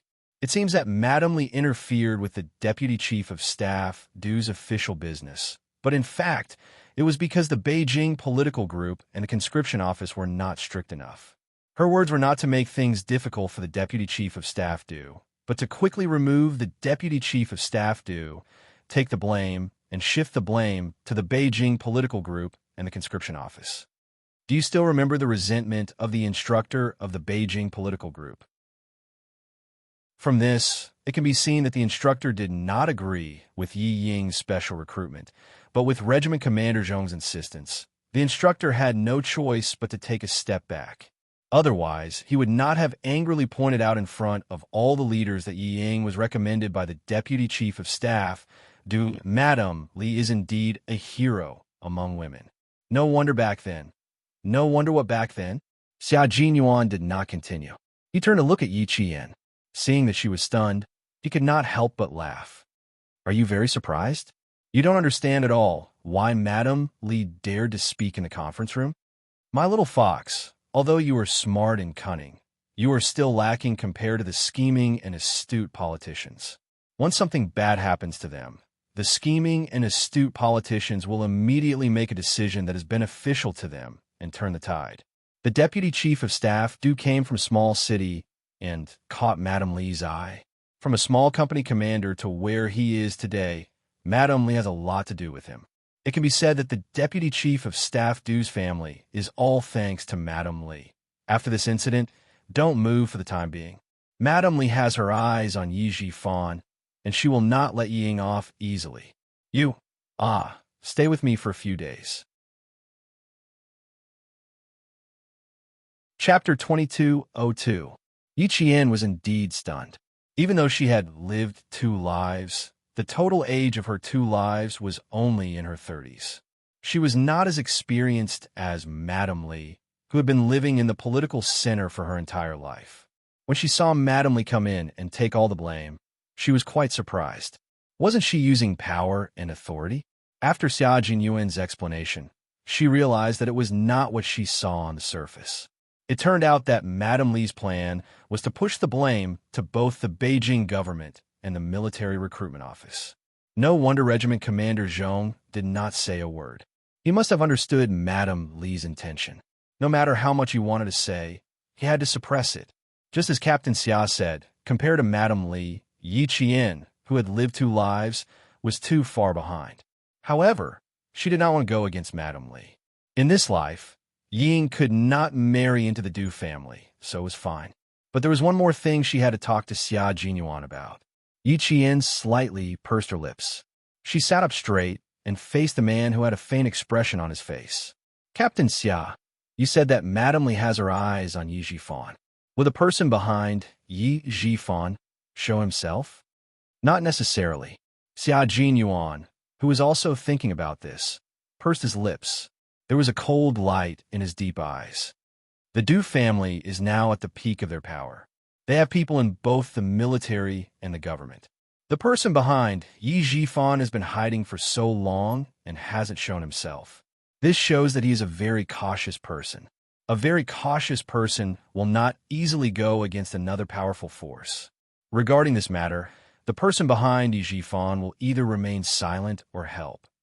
But I think the latter is more likely. If the latter is more likely, Yi Qian felt a little regretful. Then she still had no way of knowing who the person behind this was. Xiao Jinyuan saw through her thoughts and smiled. He bent his index finger and rubbed her pretty nose intimately. You're thinking about it again. The military have already launched an investigation. Are you still afraid that the person behind Yi Jifan won't show himself? It's just that the water is very deep. The military's investigation must be carried out in secret. I believe that the investigation team will give you an answer. It may not be satisfactory, but at least there will be an answer. Yi Qian's furrowed brows relaxed slightly. She wanted an answer to find out who caused her mother's death. The mystery of her past life had finally been unraveled. She had already waited for 2 lifetimes.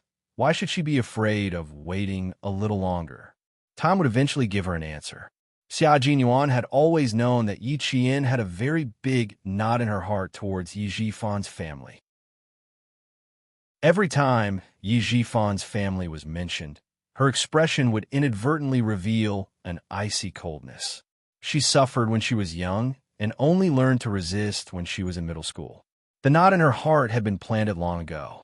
It would take a while for it to be untied. He didn't like to dig up the scars in her heart, so he could only help her in secret. Fortunately, she was able to keep her composure. After accumulating her strength for a long time, she finally defeated Yi Ying and caused Yi Jifan to be severely injured. As smart as she was able to make his heart ache. Now that Yi Jifan's family was mentioned, there was no longer a haze between her brows. Everything she did was worth it. Yi Qian didn't mention Yi Ying anymore. Now that Yi Ying had Mrs. Li watching over her, she didn't have to worry about her anymore. Falling from the clouds must not feel good. That night, Yi Qian slept exceptionally well. Even when Major Xia hugged her in the middle of the night and half of his body pressed against hers, she didn't wake up. Chapter 2203. With the defeat of Yi Ying in this life, the hatred that was hidden in the deepest part of her heart, which occupied half of her heart, finally collapsed. Yi Jifan didn't need to think too deeply about it. His good days would end with Madame Li's anger. Yi Qian slept soundly, but Major Xia was having a hard time enduring it. His waist was injured, so he could not move too much. He could only eat some tofu vegetables from time to time.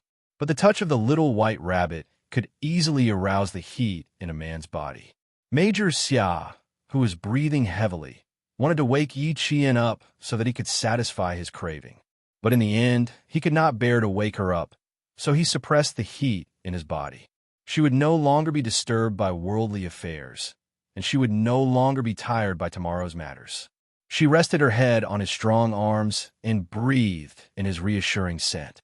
Her whole body was nestled in his arms like a harbor.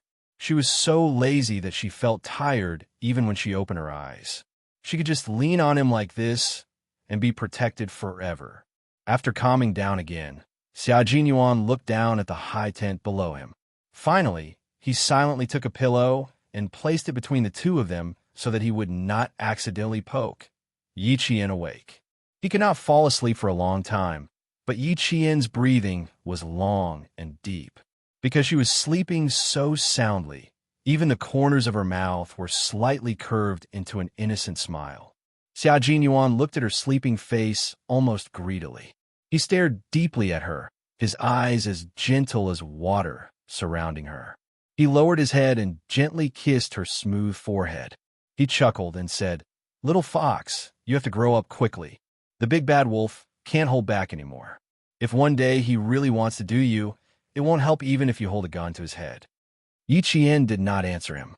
Perhaps his gaze was too focused, but she moved slightly in her sleep and took the initiative to snuggle into Xia Jinyuan's arms. Her plump and round little white rabbit just happened to be on the side of Xia Jinyuan's chest. It was really sweet torture. The sweet and tormented Xia Jinyuan knew that he would not be able to sleep tonight. Even if he wanted to sleep, he would not be able to. Of course, he couldn't bear to fall asleep either. He could just look at her like this for the entire night. Commander-in-Chief Xia, who had rushed over early in the morning, met eyes with Xia Jinyuan, who hadn't slept the entire night. He silently looked at Yi Qian, who was in his son's arms, and then silently looked at the brat, who was signaling him to leave. Commander-in-Chief Xia raised his hand to signal the guards to stand guard outside, and then pushed the door open and entered. Xia Jinyuan was speechless. Didn't he say he would stay by his wife's side? So what if he came to disturb her early in the morning? Yi Qian, who had never slept so deeply before, only woke up when Commander-in-Chief Xia walked into the ward and heard the sound of a chair being moved. When she opened her eyes, the first thing she saw was a languid, handsome face. Following his greeting, Yi Qian looked out and saw Commander-in-Chief Xia smiling kindly at her. Commander-in-Chief Xia. Yi Qian's mind quivered, and she suddenly stood up. Chapter 22:04. There was nothing more embarrassing than what was happening right now, and she believed that there would never be anything more embarrassing in the future. Yi Qian, who was sitting upright, tried very hard to adjust her facial expression. She tried to look very normal and not let Commander-in-Chief Xia see the awkwardness on her face. It was too embarrassing. The Commander-in-Chief came over early in the morning and had already walked into the ward, but she didn't notice at all. She continued to snuggle in Captain Xia's arms. Did she do anything else just now? Did she put her hands on Captain Xia? What about her feet? Did she put her feet on Captain Xia's legs? Her body? Did she lie on Captain Xia's body? Yi Qian, who always had an extraordinary memory, had temporary amnesia. She couldn't remember anything from the moment she opened her eyes to when she got out of bed, but she slept quite well and was worried about Captain Xia's waist injury, so she probably didn't put her hands and feet on Captain Xia's body. Yi Qian thought uncertainly. Go and wash up first. How could Xia Jinyuan not see Yi Qian's awkwardness? At this moment, she was uncomfortable all over. It couldn't be helped that she was shy, unlike him, who had to take care of her and help her out. Yi Qian really wanted to wash up, but the Commander-in-Chief was looking at her with a smile, so she didn't dare to. Xiao Yi, go and wash up first. We'll talk about business after breakfast. Commander-in-Chief Xia naturally also saw Yi Qian's awkwardness. He originally wanted to make Yi Qian feel uncomfortable, so he just sat there and stared at her to see how anxious his son would be. However, he didn't expect to wake up Yi Qian, who was sound asleep. His son's calm expression made her feel awkward. With the Commander-in-Chief's instructions, Yi Qian stood up as if she had been granted amnesty and rushed to the bathroom. Please sit down first. I have to wash up too. Xia Jinyuan wasn't embarrassed, but his expression was a little cold. He was sleeping with his wife in his arms and was disturbed. Even if it was his biological father, he was still unhappy. Commander-in-Chief Xia was in a good mood as it was rare to see his son being humiliated. However, he didn't show it on his face as he said coldly, I didn't rush over early in the morning just to see you throw a tantrum at me. Hurry up and pack up and have breakfast with me. How many years has it been since you last had a decent breakfast with me? Go quickly. The last sentence touched Xia Jinyuan. His handsome face softened a lot. He walked over and put his arm around the Commander-in-Chief's shoulder like a good brother. He said, Dad, you know that Yi Jian and I only see each other a few times throughout the year. Every time we meet, I really want to put her and me in a sealed room so that no one could disturb us. It's been so many years since I've had breakfast with you. It's unfilial of me. When Yi Qian returns to school, I'll spend the remaining 6 days with you every day. What do you think? Since ancient times, loyalty and filial piety were difficult to achieve. It was the same for Xia Jinyuan. Commander-in-Chief Xia sighed, as if he was touched. He patted Xia Jinyuan's shoulder heavily and said in a deep voice, "You're already an adult. It's better for you to live your own life. I won't disturb you. Don't come back to have breakfast with me. My appetite hasn't been very good recently. If you come back to accompany me, I'm afraid my appetite will worsen. I appreciate your filial piety. Go to the hospital and have breakfast by yourself. Don't come back and affect my appetite. When you're discharged and I'm hospitalized, one of us will be sick and the other will be injured. In the end, little you will be worried." Xia Jinyuan took a deep breath, adjusted his expression, and then smiled at Commander-in-Chief Xia. "So, I'm raised by a stepmother. My grandmother doesn't love me, my uncle doesn't love me, and my biological father despises me. Well, I'd better stay by my wife's side. You don't have to wait for me to eat breakfast. Just eat something first. Don't overeat." Chapter 22:05. Now that he thought about it, it was true that he hadn't had breakfast with his old man for several years. Just as he was starting to feel guilty, reality was cruel and once again proved that he had been overthinking. After slipping out of Beijing, Commander-in-Chief Xia patted his son's shoulder again and pointed out the mistakes in his words earnestly. "You're not loved by your grandparents and uncles. You've lived for almost 30 years. Why haven't you accepted reality yet? That's why I'm reminding you that it's important to stay by your wife's side. Sixth brother, just look at old Master Xia and old Madam Xia. You have a son and a daughter, right? In the end, who's going to stay by your side? Children and relatives will only drop by occasionally. The person who's going to stay by your side for the rest of your life is still the person you sleep with. The person who's going to stay by your side for the rest of your life is still the person you sleep with." Commander-in-Chief Xia never thought of restricting Xia Jinyuan. He only hoped that his only son could find true happiness. As for him, he just wanted to watch from the sidelines. Commander-in-Chief Xia couldn't bring himself to say such sentimental words.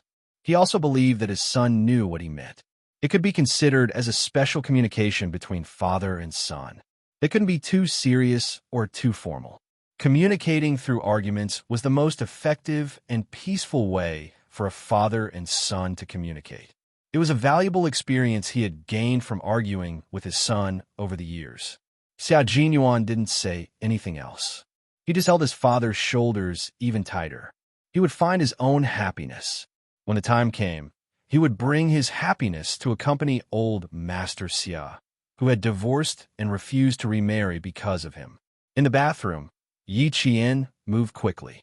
From going to the toilet to washing his face and brushing his teeth, he took less than 2 minutes. He then spent another 30 seconds tidying himself up. When he opened the door and came out, he saw Xia Jinyuan pushing the door open. "Help me wipe my back." Without waiting for Yi Qian to come out, Xia Jinyuan squeezed his way in and pushed Yi Qian back into the bathroom. Old Master Xia's appetite hasn't been very good recently. He's worried that watching me eat breakfast will make him lose his appetite even more. Let's clean up before going out to accompany him. Otherwise, he'll vomit. Yi Qian knew very well how the father and son interacted with each other.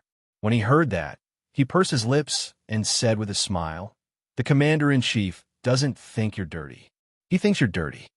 Little Fox, Xia Jinyuan, who was about to take off his clothes, paused and said meaningfully, "You can't say things that you already know. If you do, I'll lose face." Yi Qian was tidying up his toiletries with her back to him. When she turned around, she saw that his upper body was empty. Moreover, his head was lowered as he undid the belt of his hospital pants. Amid the clanging sound of toiletries falling to the ground, Yi Jian, whose reflexes were faster than her brain, grabbed Xia Shuyuan's trousers with the most precise speed. He was too precise, too fast, and too quick. Coupled with his overreaction, although he managed to catch the pants that were falling down, at the same time, he also caught the part that had tormented Major Xia for the entire night. It was the part that had naturally risen early in the morning, and it was the part that showed the characteristics of a man the most. Yi Qian was dumbfounded. She wanted to pull her hand back, but it was too late. Xia Jinyuan, who had a handsome face and a forbearing expression, held her right hand very tightly. She subconsciously tried to pull her right hand out, But then she saw the man, who would not even blink if Mount Tai collapsed in front of him, fiercely suck in a breath of cold air. His noble and elegant face was no longer calm. There was a prelude to a storm, especially that pair of unfathomable dark eyes. There seemed to be something struggling inside, as if it wanted to break free. Chapter 22:06. Sorry, I let go of my hand first. How could Xia Jinyuan let go of her hand? Early in the morning, the benefits suddenly came at the drop of a hat. It was really a surprise. Not only did he not let go, he laughed deeply and said, "No, you took the initiative. I can't bear to let go." That's right, the once #1 hedonistic prince in the capital was starting to act like a rogue. I didn't do it on purpose. You let go. Xia Jinyuan, who was tortured to the point of breathing heavily, did not stop her. He only held her hand and did not let go. His strong and muscular chest was undulating, and his smooth and beautiful muscles were stretched taut. Occasionally, one could even see his lean and beautiful chest muscles twitch. His body's most faithful reaction was not that he was being tortured, but that he was enjoying it. You already took the initiative to molest me. It's too late to say that you didn't do it on purpose. His handsome face was enduring, and his voice was hoarse and intoxicating like red wine. Hold on tight, little fox, but don't pull too hard. It'll be troublesome if you break it. Yi Qian, this rogue, don't stop. Control your strength a little and be gentler. The big bad wolf said very gently. His dark eyes, which were as deep as the sea, stared deeply at Yi Qian. It was as if there was a whirlpool in the depths of his eyes that could suck in Yi Qian's soul. Yi Qian did not dare to move. Her unintentional action had turned into her taking the initiative to molest him. Moreover, the part of molestation was so special. She could not move, could not pull away, and could not shake. But if she just held on like this, she would be embarrassed. Last time at the hotel, the two of them had a certain level of restraint. In the end, they stopped at his upper body. Although Xia Jinyuan was thinking of how to make Yi Qian study the physiological structure of his lower body, he did not have the opportunity to let her study him. Who knew that good things would happen so suddenly? He was so caught off guard that he almost missed the opportunity. Fortunately, he reacted quickly. While her attention was on the pants he was taking off, he held her hand down and completed the process of studying a man's body structure and physiological changes. He finally made up for the regret from last time. Relax, little fox. Can you feel the changes in me? Without being impatient, Xia Jinyuan patiently tried to lure Yi Qian. The changes you're experiencing now are the changes I experienced last night. Over and over again, back and forth. Can you feel it? He took a few steps closer to Yi Qian. Then, he pressed his waist against the basin. Xia Jinyuan pressed her hand with one hand and lowered his head to whisper into her ear. It's a very real reaction. Baby, do you feel it? She could feel it. The process of turning from soft to hard made her face red like it was on fire. She was so nervous that her throat tightened. Yi Qian pressed his shoulder against his chest. His voice was as soft as a mosquito's buzzing. Captain Xia, I'll go out first. You take your time. Although she didn't have any romantic experience in her 2 lives, she more or less knew what was going on between a man and a woman. Now that the alarm was blaring, she wanted to escape. Chapter 22:07. Be good. Touch it again. Touch it properly. It was in pain the whole night, and it was waiting for you to comfort it. Don't be afraid. It doesn't want you to be afraid because it belongs to you. Do you understand? Her low and sexy voice was saying the most seductive words. It was not lewd words, but a sincere message to Yi Qian that no one else could comfort it other than her. Nothing will happen. Touch its shape and we'll go out. Trust me, little fox. I mean what I say. Touch its shape. Yi Qian was flabbergasted. This, how could he say something like that? He looked up and glared at her. Captain Xia, don't say something like that. He said it shamelessly, but she was embarrassed to hear it.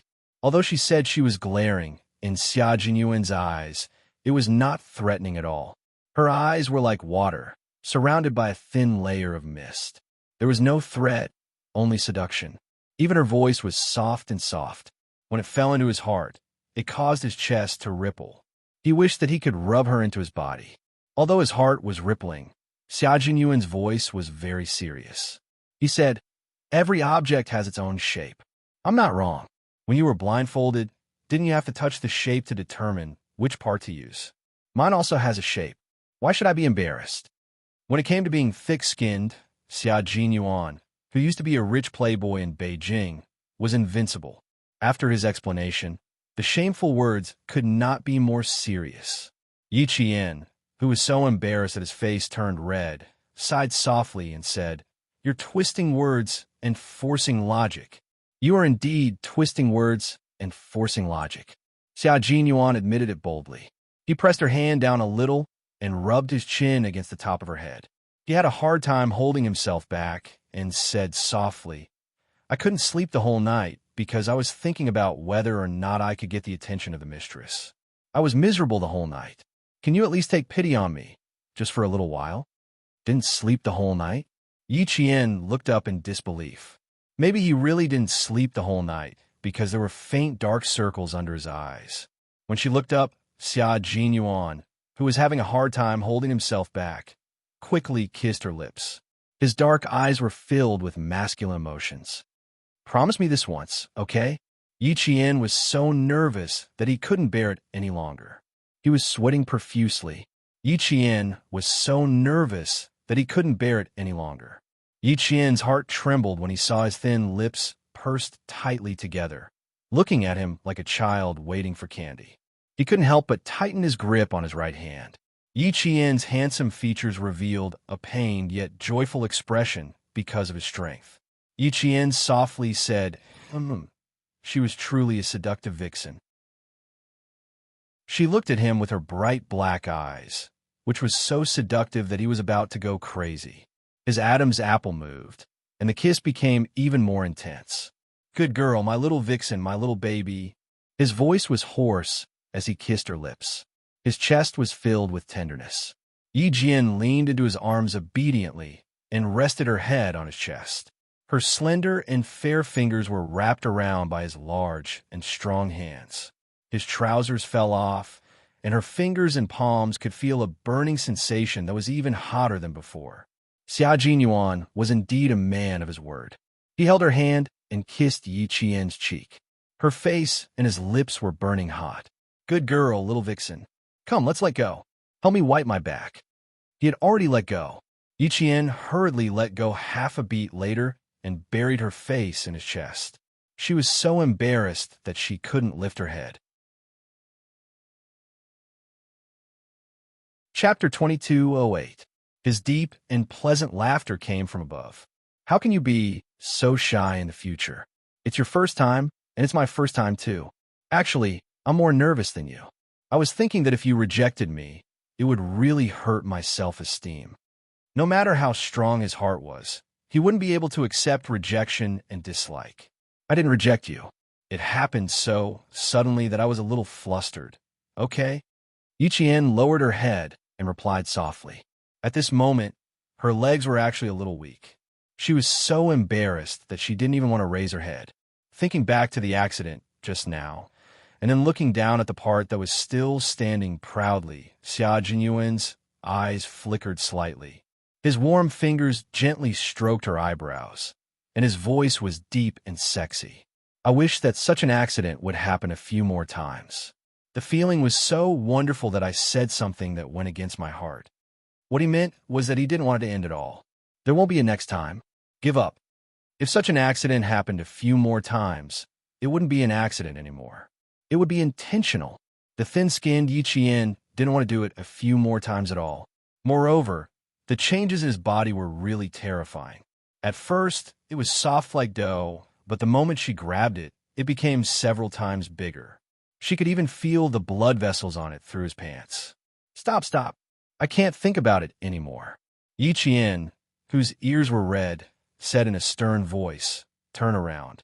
I'll scrub your back." Although he didn't know what she was thinking, He knew from her expression that she must be thinking about what just happened. Xia Jinyuan handed over the towel and turned around reluctantly. She was beautiful and charming, with a hint of innocent shyness. He really wanted to eat her up. Yi Qian didn't know that the man with his back to her wanted to eat her up. The sensation of his body hadn't dissipated yet, and his palms were still scorching hot, as if they had left a mark on them. When he held the towel and wrung the warm water, the temperature of his palms was far higher than the temperature of the water. Yi Qian patted the water off his face first before helping him wipe his back. After returning to China, Xia Jinyuan washed up simply. In order to avoid the wound on his waist, he wiped his upper body with a towel and washed his lower body normally. As for his back, he really didn't care about it. The wound on his waist was too big, and a simple movement of his hand would affect the wound. How could he wipe his back? Carefully avoiding the wound on his waist, Yi Qian, whose face was red to the ears, carefully wiped his back. When the towel brushed against his skin, it was as if he was caressing it with his own hands. His heart could not calm down. Captain Xia's figure was indeed very good. His muscles were well-defined, but not overly muscular. His smooth lines were similar to his temperament, and he had a very attractive and elegant beauty.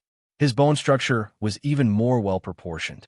He had broad shoulders, a narrow waist, long legs, and a body as straight as a spear. Every part of him exuded the towering masculinity of a man. His facial features were already exceptionally handsome, and coupled with his perfect figure, he would attract a lot of attention no matter where he went. When his gaze landed on the white gauze, Yi Qian pursed his lips tightly. She only had a few days of vacation, and she had to return to Southern Province on Sunday. If possible, she really wanted to stay with him until his wound healed. After wiping his back 3 times, Yi Qian tapped his fingers lightly to make sure that there was no trace of sweat. Only then did he stop. Okay, turn around. I'll wipe your chest for you. Are you sure you still want to wipe my chest? Xia Jinyuan, who had nothing covering his body, smiled and turned around to face Yi Qian. Since they had the most intimate contact, he generously allowed Yi Qian to appreciate his figure more clearly, as well as the majesty of a man. Chapter 2209. Yi Qian was prepared for this. He immediately pulled down the large towel as he turned around. When he turned around, the towel covered his lower body, and she couldn't see anything below his waist. Xia Jinyuan, who had turned around, wanted to strike while the iron was hot. He felt that she couldn't continue being so shy. She had to get used to it. Otherwise, he was really worried that Yi Jian would kick him off the bed because of her shyness when it was time for them to have intimate relations. Who knew that Yi Qian was prepared for this? His worries were dashed.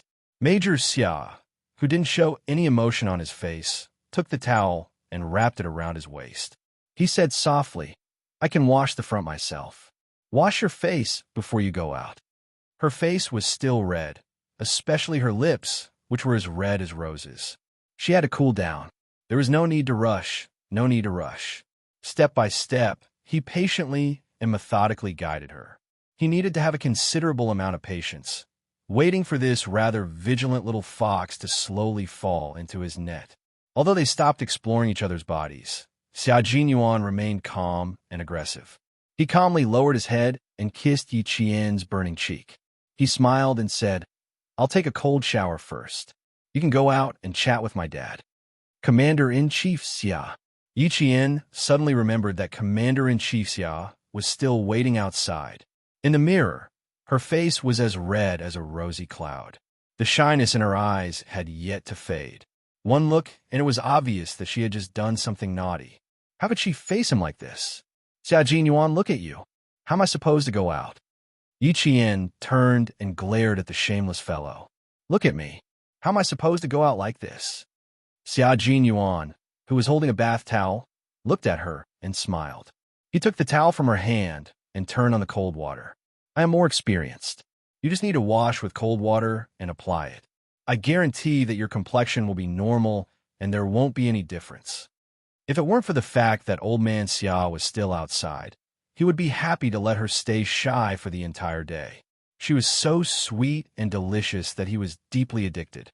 After staying with you for a few nights, as long as I have the energy to take a cold shower immediately, I guarantee that I won't have any thoughts. All the blood in my body will freeze, and my mind will be extremely clear.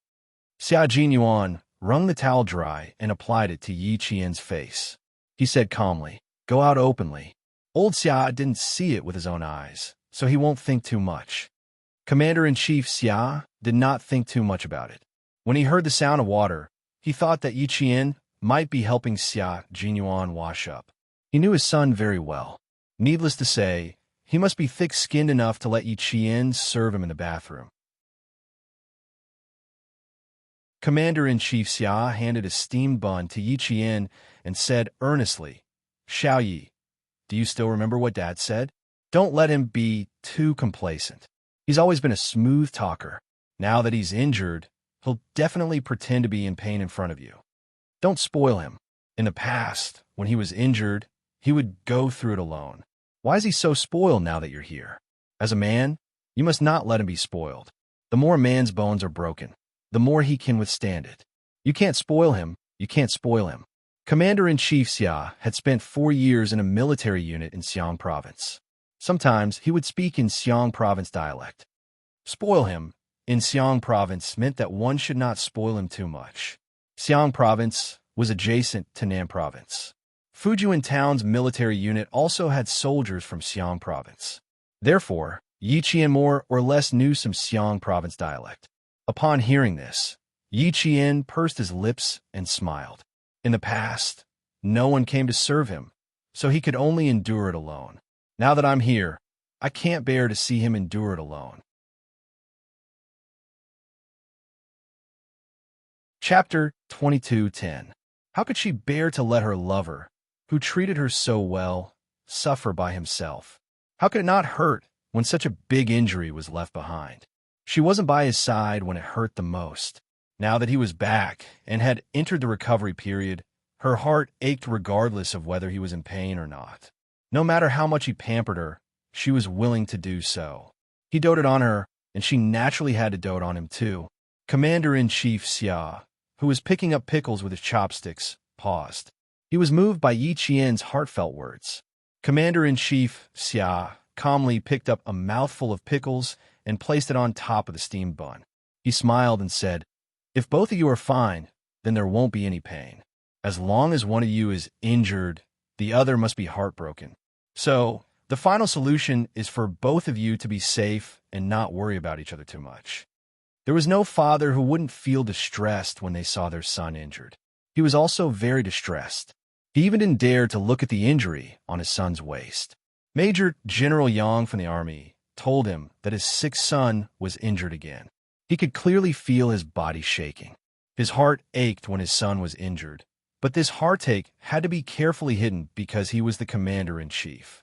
Because both father and son were soldiers, soldiers had to be aware of injuries and sacrifices.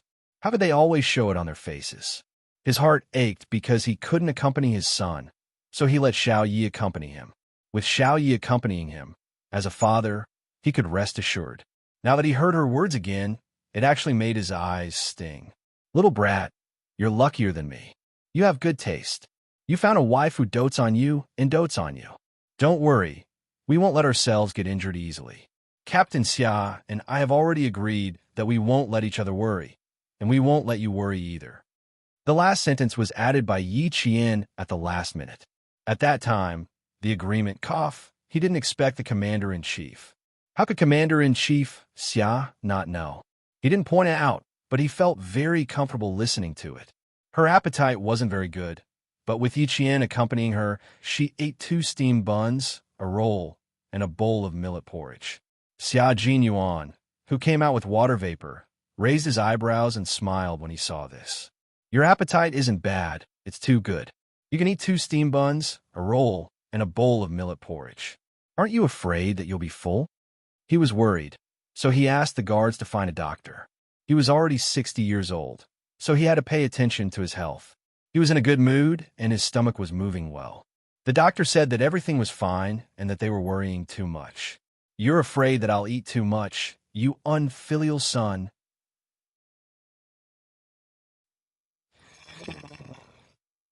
Don't you know the rules? After breakfast, Xia Jinyuan, who was lying in bed to get in for drip, quickly glanced at Yi Qian, who was clearing the table, and then said in a low voice, "Didn't I tell you that this matter isn't urgent? Our team is full of majors. What's the difference whether or not they get title? They're all majors anyway. Since they've been promoted in the file, it's settled. Why bother with a ceremony?" Xia Jinyuan didn't mention this matter to Yi Qian, nor did he think of telling Yi Qian, who knew that Commander-in-Chief Xia would say it out loud without any hint, so he almost couldn't take it back. By saying that there was no ceremony, Yi Qian, who didn't know what was going on, believed him.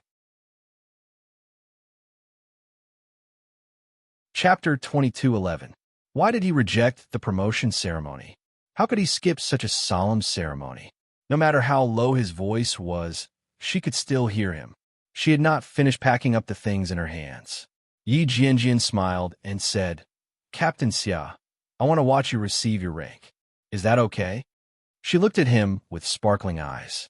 "Major to lieutenant colonel, right? You only get promoted once every few years.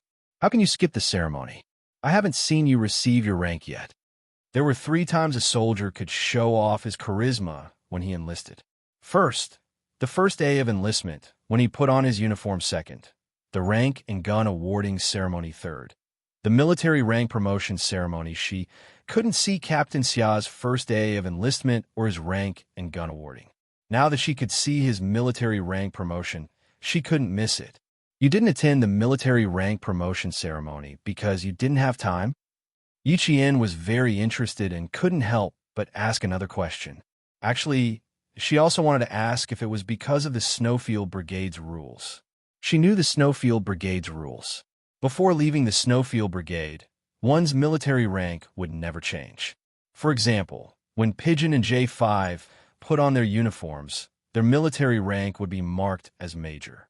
If she was lucky enough to enter the Shuiyu Brigade after graduation, and if she could be promoted to major in 3 years, then she would always be a major when she wore a formal uniform, and her official rank would be like Captain Xia, secretly promoted to lieutenant colonel, but still a major on the surface. She didn't quite understand why he did this. Xia Jinyuan looked at Yi Qian. He originally wanted to suppress his military rank, but after hearing Yi Qian's words, he changed his mind. "Okay, I agree. Okay, come over for the meeting tomorrow. You and your comrades will be there too." Commander-in-Chief Xia nodded. He rushed over early in the morning, mainly because of this matter. Since he agreed, there was no need for him to stay. He then said to Yi Qian, "Xiao Yi, come over with him tomorrow."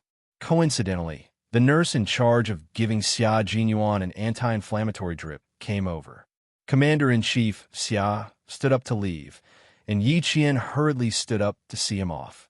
If it were any other time, the commander-in-chief would definitely not allow Yi Qian to drive him.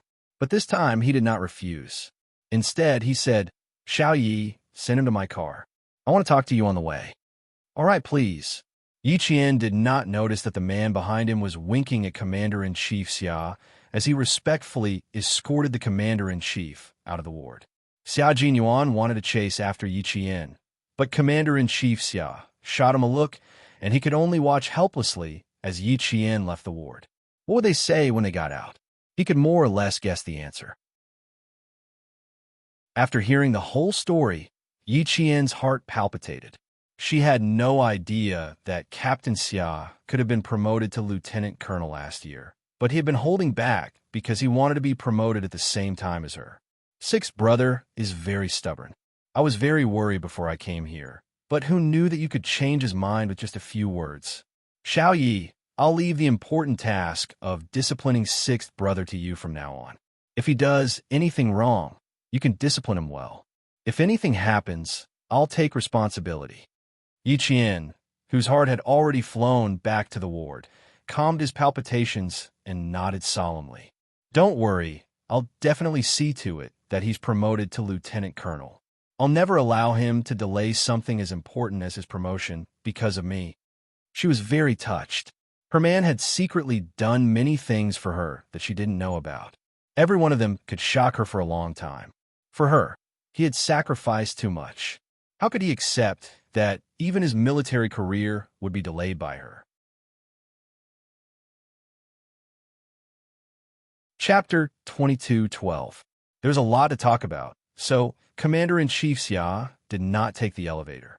Instead, he took Yi Qian and the guards from the 8th floor to the 1st floor. The guards in front turned on the sensor lights and kept 8 steps away from Commander-in-Chief Xia. This way, they could keep an eye on their surroundings and not disturb the conversation between the Commander-in-Chief and Yi Qian. When it came to business, the Commander-in-Chief's voice was very serious. I'm relieved to have you with me. The conferment of ranks is not a small matter, but it is related to your future promotion, experience, and qualifications. After all, the two of you can't stay in the Special Forces forever. When you reach a certain age, you will retire to the 2nd line. At that time, your qualifications and experience will be related to your promotion. Don't force or snatch things that don't belong to you. However, if it's something that belongs to you, you have to hold on to it. It's related to your future, and you can't let your guard down. 6th brother doesn't have much ambition. He can stay in the Special Forces for the rest of his life. He really likes his current profession and is willing to dedicate his life to it. However, Xiao Yi, even if I support your decision, the two of you can't stay in the Special Forces forever. I also have my own selfish motives. I hope that the two of you can go further and wider on this road. Your promotion will affect your future military career. Xiao Yi, I hope you can understand your father's arrangement. Yi Qian not only understood, but he also fully supported it. She was very touched by Xia Jinyuan's sacrifice, but the price was too high. It was too high for her to bear. How could he give up his promotion because of her? How could she become a stumbling block to his future? Back in the ward, Yi Qian saw that the man who had not slept all night had closed his eyes and seemed to have fallen asleep. He did not go in immediately. Instead, he stood quietly at the door and gazed at him gently. Captain Xia, you've done so much for me. I can only use my life to accompany you. You're holding back your promotion because I once said, as long as you wait for me, I will definitely catch up with you. That's why you're holding back your promotion. Back then, you said those words before our relationship was clear. At that time, you remembered them in your heart and put them into action. Captain Xia, how can I not love you deeply? How can I not spoil you, indulge you, and let you do whatever you want? Why aren't you coming in? My dad must have told you about my promotion. Xia Jinyuan opened his eyes and looked at her gently. Come here and lie on the bed with me. Yi Qian closed the door and hugged his arm as he lay there quietly. After a while, he said softly, Captain Xia, don't stop for me. I'll try my best to catch up with you. I'll try my best to be by your side. Yes, I won't do it again. He lowered his head and kissed the top of her head. The tough soldier's heart was as soft as water. I will always walk in front so that you can see me. I won't get lost. Okay, remember what you said today. Never stop because of me. I'm very touched, but I don't like it. I don't want to be your hindrance. I just want to be your motivation. I will definitely catch up to you. You said that we will walk side by side. You must believe that I have the ability to walk side by side with you. Okay. Yes, I've always believed in my little fox. Xia Jinyuan closed his eyes and spoke softly. He was a little tired. As he spoke, his eyes became heavy and his voice became lower and lower. Chapter 22:13. Yi Qian knew that this was the effect of the sleeping medicine. Before the commander-in-chief got into the car, he told her that he had spoken to the doctor and prescribed some sleeping medicine. This was good. He would be able to have a good night's sleep.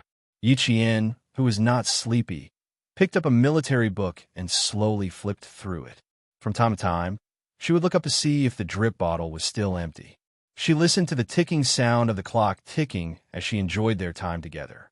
When Li Jinyan arrived, he saw a scene that even he could not bear to disturb. He paused for a moment, then took out an old photo from his pocket and glanced at it. A strange light flashed across his cold eyes as he raised his hand and gently knocked on the tightly shut door. Yi Qian was a little surprised to see him. They had just met yesterday. With Li Jinyan's busy schedule, he did not have much time to come to the hospital. Yi Qian gently moved Xia Jinyuan's long arm away from her waist and quietly got out of bed. Li Jinyan pointed outside, motioning for her to come out and talk. Yi Qian closed the door and smiled naturally. Are you on annual leave? Why are you so free? I'm not on vacation. I'm here for a meeting to get promoted like him. Li Jinyan's cold eyes had an unusual light smile. It was very gentle, but there was a deeper meaning behind it. You'll be there tomorrow, right? He had specially come to look for her.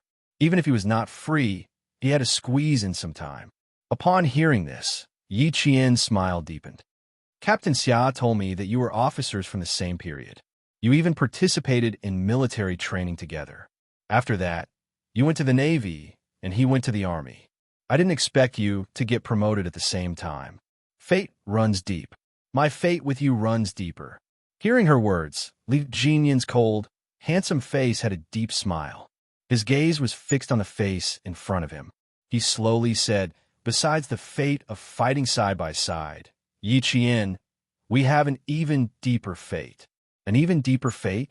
Yi Qian did not understand. What do you mean by an even deeper fate? Look at this picture. Taking out the old photo from his pocket, Junyan's cold face softened a little. You must know her and be very familiar with her, right? It wasn't a question, but a certainty. Yi Qian was stunned when she took the photo. Of course, she recognized the woman in the military uniform in the photo. That was her mother. Her mother had sacrificed herself when she was very young. Why was her mother's photo in Li Jinyan's hands? Why would there be such a photo? Li Jinyan handed the photo over and stared intently at Yi Qian, afraid that he would miss the slightest expression on her face. When he saw the shock on her face the moment she saw the photo, Li Jinyan knew that he was too excited. He was a steady and calm person. No matter how big the matter was, he would not be affected by it. However, this matter had stirred up great waves in his heart. Even his voice was not as cold as usual. Instead, it was calm and had some fluctuations. You look very similar to the woman in the photo. From the first time I saw you, I felt an indescribable sense of familiarity towards you. It was as if I had seen you somewhere before, but I didn't have a deep impression of you. When I found this photo, I knew where I had seen you before. It turns out that the woman in the photo is your mother. Li Jinyan was already very good at controlling his emotions, so he only revealed a little. He did not suddenly reveal the truth. Instead, as he spoke, he observed Yi Qian's expression and slowly told her the truth. Chapter 22:14. Yi Qian's expression changed drastically. In the photo, a young man and woman were cuddling together, wearing old military uniforms. Their heads were leaning against each other. It looked like they were taking a wedding photo. The thought flashed through her mind, but she instinctively chose to avoid it. She chose not to think too deeply about it. Impossible, it's impossible. It's definitely not what I'm thinking. Yi Qian, who was in an uproar, suppressed his doubts and looked up. His eyes were cold as he asked calmly, "Why do you think the woman in the photo is my mother?" Her reaction was a little unusual. Li Jinyan frowned slightly and looked at Yi Jian with a sharp gaze. When she took the photos just now, her reaction was not the same as when she was talking to him now. She was obviously shocked, but now she appeared very calm. Was she testing him? Or did she not want to know who her father was at all? Li Jinyan's eyes darkened when he remembered that her father's name was Yi Xinfan in her file. However, he couldn't blame Yi Qian. If his aunt hadn't told Yi Qian about her identity, she wouldn't have known that her biological father was someone else. Yi Qian, she is indeed your mother. Don't you even know your own mother? Li Jinyan realized how tricky the situation was when she refused to acknowledge her own mother. If he told her the truth, she would definitely deny it. This was not the result he wanted. The young woman in the photo was his aunt, whom his grandfather's family had never met. The young man was his uncle, who had only returned to his grandfather's family when he was 10 years old. Li Jinyan, who had deep feelings for his grandfather's family, didn't dare to tell Yi Qian the truth because he didn't know what Yi Qian was thinking. He was afraid that if he said it, it would make it harder for Yi Qian to accept it and push her further away. No, that's impossible. Yi Qian didn't even want to take the photo anymore. He quickly stuffed the photo into Li Jinyan's hands like a hot potato and smiled faintly. Captain Li, there are all kinds of strange things in this world. It's normal for them to be similar. I admit that the woman in the photo does look like my mother, but she's not my mother. You're mistaken. I believe you've seen my file. I have my own parents, but they're both dead. Captain Lee, you've got the wrong person. Li Jinyan didn't expect her reaction to be so calm. It was as if a bucket of cold water had been poured over his heart, and he became calmer. He slowly put the photo back into his pocket. Just this small action showed how much he treasured this photo. Her reaction was too big. It was not a reaction that she could not accept, but a reaction of disgust. How could he be disgusted? Even if they didn't know each other, they wouldn't hate each other. He was too reckless. He didn't investigate the matter thoroughly before suddenly telling her. Originally, he wanted to tell Xia Jinyuan about it first. However, when he saw Yi Qian, he thought about his grandfather, who was old and couldn't go anywhere. He thought about his grandmother, who passed away with regrets. Then he thought about his mother, who didn't forget to tell him something before she passed away. No matter how calm he was, he couldn't help but feel emotional. Last night, he went to his grandfather's house and played a game of chess with his grandfather. His grandfather, who used to face all kinds of mental and physical blows, sighed to him, "The light of the mulberry elm doesn't shine far. I hope the light of the morning sun is as bright as the time." That moment made him feel sad. Li Jinyan stopped Yi Qian, who was about to go back to the ward. He said calmly, "Yi Qian, can you listen to a story? A story from a long time ago. Can you listen to it before you leave?"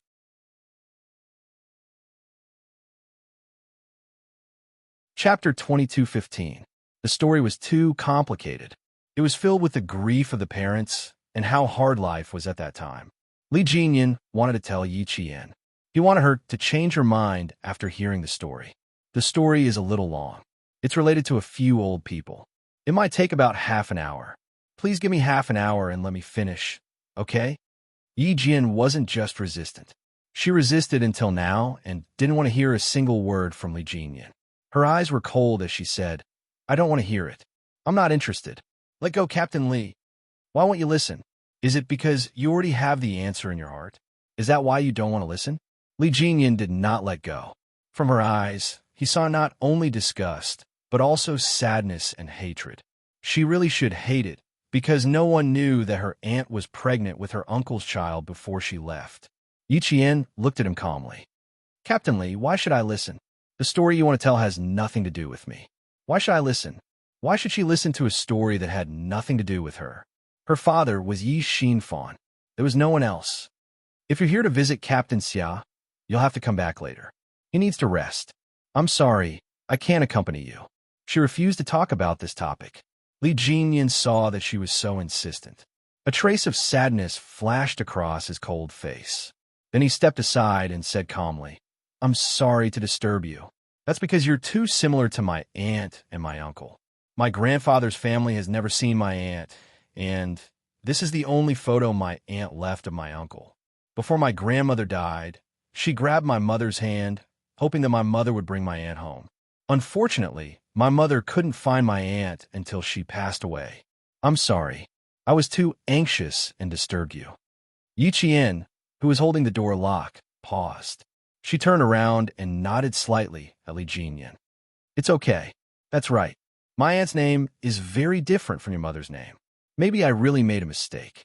Li Jinyan took out the photo again and flipped it over to look at the bottom of the photo. The name Hong Mei was written on it with a fountain pen. He looked at it for a while, and just as Yi Qian pushed the door open and returned to the ward, he said softly, "Our whole family only knows that aunt's name is Hong Mei, but we don't even know her surname." "No, that's not right. You don't even know my mother's real name. Hong Mei is just her code name. Like you, her code name is Devil, and like me, her code name is Qin Yao. You don't even know my mother's real name. That man clearly didn't want to marry my mother." After closing the door, Yi Qian was expressionless. He didn't even mention his mother's name to his family. When he left, he didn't even say goodbye to his mother. He just left silently. It was obvious that the man only wanted to play with his mother's feelings. She knew that she wasn't her father's biological daughter. She knew that her mother was already pregnant when she married her father. But so what? Her father's name was Yi Xinfan. He was a simple and honest farmer who had doted on her when she was young. Li Jinyan left. His tall and straight back showed a hint of sadness. He was sad for the past, sad for his grandfather's family. They didn't know that his aunt had given birth to his uncle's child. No one knew, including his uncle.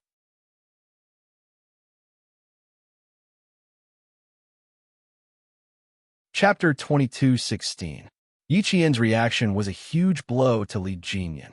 He immediately woke up from his excitement and stopped talking. He was too anxious just now. He was so anxious that he did not have the evidence to prove that Yi Qian was his uncle's daughter. However, he did not regret it. His grandfather did not have much time left. The light of the mulberry elm does not shine far. I hope the morning sun shines brightly. This was the old man's helplessness. It was also a knot in his heart that he could not let go of for the rest of his life. The old man often said that the ancestors of the Fu family had enjoyed too much and had used up all the good fortune of their descendants.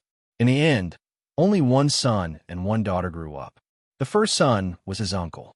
He only returned to his grandfather's side when he was 10 years old.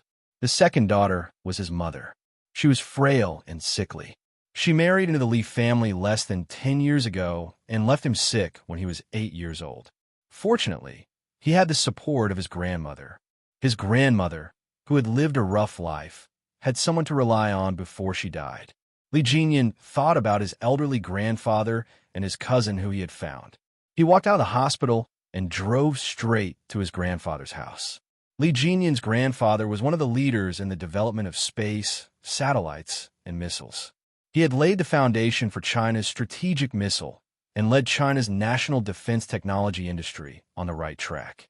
Now, he was respectfully called Old Master Fu. Mencius. There was a book in the book, The Scholar is Old, so he is called Master. After thousands of years, the meaning of the word master remained unchanged. It represented strength of character, spirit, heritage, and ideology. Old Master Fu's spirit was not what it used to be. He had suffered too much when he was young. Later, he worked so hard for China's space, satellites, and missiles research that his hair turned white before he was 50 years old. Although he had retired, there were still many guests at his house. They were all scientists in China's space, satellites, and missiles research. Li Jinyan drove over. The housekeeper who was in charge of taking care of Old Master Fu's daily life said softly, "There are 2 guests from the aerospace department who are discussing problems with Old Master Fu in the study. I'm afraid you will have to wait for a while." "Okay, there is no need to disturb Old Master." Li Jinyan closed the door softly and changed into home shoes. The country took very good care of retired scientists. Their food, clothing, housing, and transportation were all top-notch. Old Master Fu liked ancient architecture, so the place where he lived was near a mountain and a river. His furniture and flooring were all made of solid wood, and the interior was decorated in Han style. Walking in was like traveling to another time and space, and when sitting by the window, one could hear the sound of the wind blowing the leaves. After entering the house, Li Jinyan pushed open the wooden sliding door and found a few old photo albums in a row of bookshelves. He sat cross-legged on a thin cushion and slowly flipped through the albums. The album recorded the lives of Old Master Fu and Old Madam Fu, as well as the changes in the Fu family's wealth. Old Master Fu and Old Madam Fu were born in a wealthy family. Both of them were smart and studious. They studied abroad and graduated from MIT and became lovers. Before they were 28 years old, they lived a rich life. From 28 to 35 years old, they faced many difficulties. But no matter how difficult their life was, Old Madam Fu insisted on taking a family photo every year. The family photo started with 1 child, then slowly increased to 2 children, then to 3 children, then to 4 children. Li Jinyan's thin lips gradually tightened because he knew that when he flipped to the next page, the 4 children would be reduced one by one until only his maternal grandfather and his pregnant grandmother were left. 3 uncles and 1 aunt, who he did not have the chance to meet, died one by one because they were homeless and had no money to treat their serious illnesses.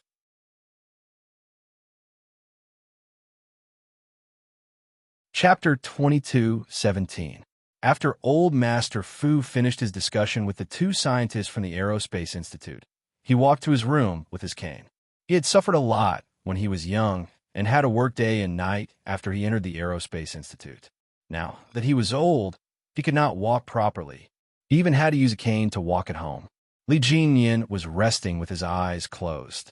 When he heard the door open, he opened his eyes and got up quickly. "Take your time." He helped the old man into the house and helped his gray-haired grandfather to sit down. "You're getting on in years, so you shouldn't worry too much about the Aerospace Academy. Don't worry too much, or your body won't be able to take it." Old Master Fu patted his only grandson on the back of his hand and said kindly, "I don't worry about it. I just talk to him occasionally.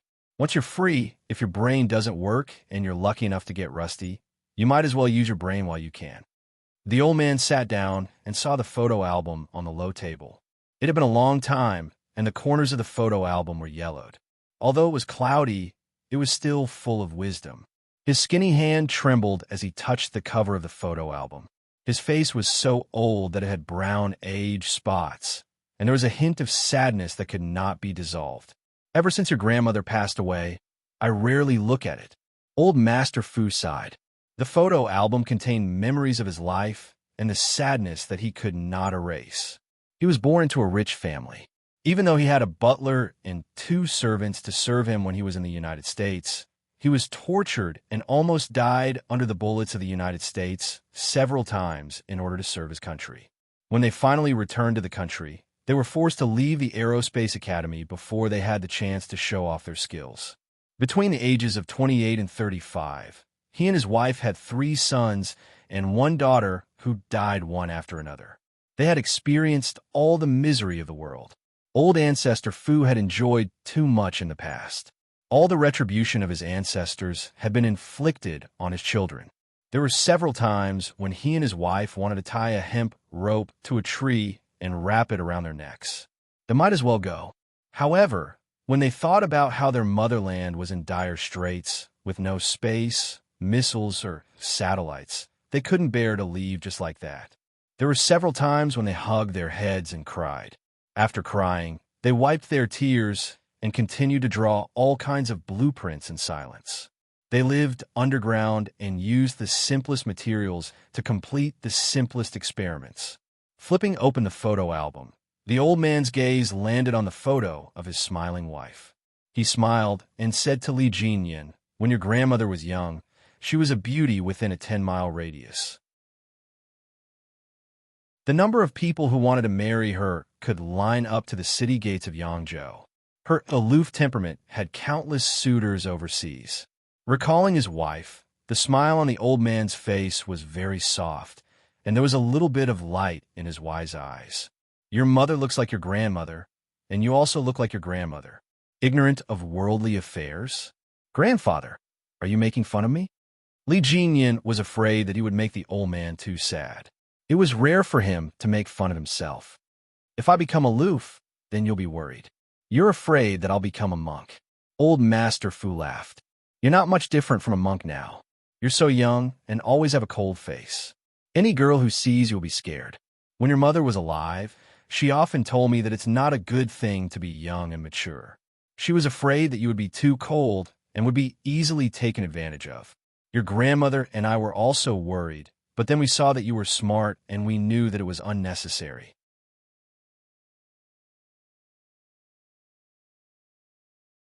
Chapter 22:18. At the mention of his daughter who had passed away, the old man's smile faded. "Your mother was weak when she was young. It was your grandmother and I who mistreated her and caused her to pass away early. If you say that, Mom would be sad if she was still alive." Li Jinyin pursed his lips and looked at the old man with a steady gaze. "Mom never thought that you and grandmother mistreated her. If it weren't for you two protecting her, I might not even exist in this world. Your mother was considerate since she was young." The old man's withered fingers gently caressed his daughter, who had passed away almost 20 years ago. Tears were already glistening in his eyes. "Your mother, your uncle, they suffered too much with us." Li Jinyin raised his hand and gently wiped the tears from the corners of the old man's eyes. His grandfather and grandmother had suffered too much, but they still contributed to the country without any complaints or regrets. This was something he admired very much. The old man and his grandmother's 3 sons and 1 daughter died one after another. When his wife was 37 years old, she gave birth to another daughter, Jinyan's mother, Fuyuan.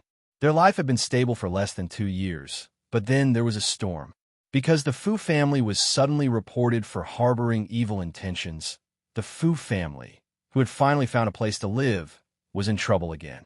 Old Master Fu's youngest sister and the only daughter of the Fu family, Miss Fu, got married in a hurry. Half a year later, Old Master Fu gave his 1-month-old son, Fu Yuxing, to his sister's family. Originally, he wanted to go back and pick him up after the chaos, but he didn't expect that his youngest son, Fu Yuxing, would be left with his sister's family until he was 4 years old. Later, his sister's family broke off contact, and he also lost contact with his only son, Fu Yuxing. It wasn't until Fu Yuxing was 10 years old that he was found and brought back to his side. Yuxing, I only wanted Yuxing to be safe, but in the end, I didn't want them to be safe. The old man flipped through the photo album page by page. When he saw his 3 sons and 1 daughter who died young, and his youngest daughter who died young, his heart was heavy. When he saw a handsome young man with dashing eyebrows and bright eyes, the old man sighed from the depths of his chest. It was so heavy that the air seemed to freeze. Jinyan, Uncle hasn't been home for 4 years. I don't know why, but I keep thinking about him. This was his only son who had grown up and was also the only child who was still alive. His lifeless voice trembled a little. I don't know if I can wait for him to come back. After saying that, the old man coughed deeply. At that moment, his hunched back bent even more, and he looked even older. Li Jinyan, who quickly stood up to soothe the old man, said in a low voice, "It's because of the nature of my uncle's work. He can't come back even if he wants to. Don't worry. He will come back to see you as soon as he finishes his work." Li Jinyan's uncle, Fu Yuxing, had taken over his father's business and was now engaged in missile research in a remote area of the country. It was common for him to not return for 3 to 5 years. The old man, whose health was deteriorating day by day, often thought of his only living son. Sometimes, he would stare at Fu Yuxing's photo for an entire day. When he heard this, Li Jinyan, who was trembling with fear, pursed his lips into a sharp line. Due to the nature of his uncle's work, he couldn't be filial to his grandfather, but as a junior, he had to share his elder's burdens and solve his problems. Yiqian, he still had to find her. Jinyan, if grandfather doesn't wait for your uncle to come back, you have to remember to continue looking for your aunt on behalf of your uncle and the Fu family. You have to find her. Even if she's no longer alive, you have to find her family, understand?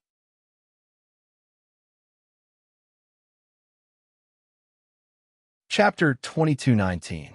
This was your grandmother's last wish. In the future, it will also become your grandfather's last wish. It is also your uncle's greatest wish in his life. The old man was a little tired. He closed the yellowed album and sealed away his memories. He then said to Li Jinyan, "I'll keep this album. You should stop looking at it. These were all bad memories. Why would he make things difficult for his only descendant? You should rest for a while. Leave the search for Aunt to me." Li Jinyan took out a blanket from the cabinet and laid it directly on top of the tatami mat. He placed the buckwheat pillow in place and carefully helped the old man lie down to rest. "You should sleep. I'll come back to see you later." He was going to look for Yi Qian right now and tell Xia Jinyuan about this matter. For the sake of the wishes of 3 generations of the Fu family, he had to go back to the hospital to look for Yi Qian. No matter how much she resisted, he still had to look for her. In the hospital, Yi Qian looked down slightly and said, "I didn't admit it, and I don't want to admit it. To me, it doesn't matter if I know my biological father or not. I only know that my father passed away a long time ago. There can't be another father in this world. Captain Xia, the next time Captain Li looks for you, just reject him on my behalf. Tell him that he got the wrong person. The woman in the photo is not my mother." His tone was very calm, without a trace of emotion. This was not good. It meant that Yi Qian had been suppressing his emotions. To Xia Jinyuan, Yi Qian might be Li Jinyan's cousin. The sudden news really shocked him. No, don't talk about it. Let's just talk about old Master Fu. This old man was not an ordinary person. Even old Master Fu had to salute him when he saw him. This old man was one of the founders of our country's missiles, atomic bombs, and space satellites. He was one of the main indicators of a country's strategic nuclear power and the development of military science and technology, strategic missiles. Yi Qian probably didn't know about all this. If Yi Qian was really old Master Fu's granddaughter, Xia Jinyuan couldn't help but sit up straight. His handsome face instantly became serious. Yi Qian, do you know who Li Jinyan's grandfather is? Even if it was Xia Jinyuan who asked this question, Yi Qian still resisted it from the bottom of her heart. However, because of his serious expression, when he mentioned who Li Jinyan's grandfather was even more respectful. Yi Qian shook her head. He didn't mention it, I'm not sure. Fu Yiwei is old Master Fu. He is Li Jinyan's maternal grandfather. He is a legendary old man. Xia Jinyuan looked in her eyes and said slowly, You are familiar with him, right? How could I be unfamiliar with him? Yi Qian was shocked. She immediately said, Li Jinyan must have mistaken me for someone else. I should have taken a closer look at the young woman in the photo. I'm starting to suspect that my eyes were playing tricks on me. That's right. I must have mistaken her for someone else. The woman in the photo just looks like my mother. Needless to say, Li Jinyan must have mistaken her for someone else, and she must have seen wrongly as well. Xia Jinyuan saw how anxious she was to clear her name and couldn't help but laugh. I'm also a little suspicious. We have to clarify this matter first. I'll call him and ask him to come over again. I'll call him. Yi Qian regretted being so impulsive earlier. Li Jinyan, who was rushing to the hospital, received a call from Yi Qian. After she finished speaking, he said calmly, I'll be there in half an hour. Wait for me for a while. Mistaken her for someone else? How could that be?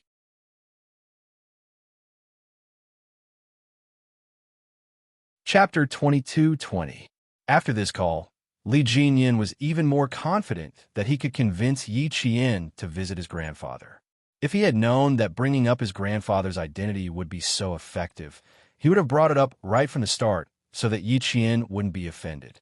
Yi Qian put down his phone and said to Xia Jinyuan with some lingering fear, Luckily, I didn't say anything overboard. I only said that he got the wrong person. Luckily, I don't have the habit of scolding people. If I had said anything that insulted old Master Fu, I wouldn't have dared to ask for his forgiveness, even if I had to beg for forgiveness. It was too scary, too scary. She really didn't expect Li Jinyan to be old Master Fu's grandson. She also didn't expect that old Master Fu would be one of the stories he told her from a long time ago. Luckily, she suppressed her anger at the time and didn't say anything overboard. Luckily, Yi Qian patted his chest gently. He was so nervous that he had to gulp down a large glass of cold water to suppress the lingering fear in his heart. Old Master Fu was a hero who devoted himself to national defense and led the country's missile and satellite research. He was the hero who made sure that the country was no longer threatened by other countries.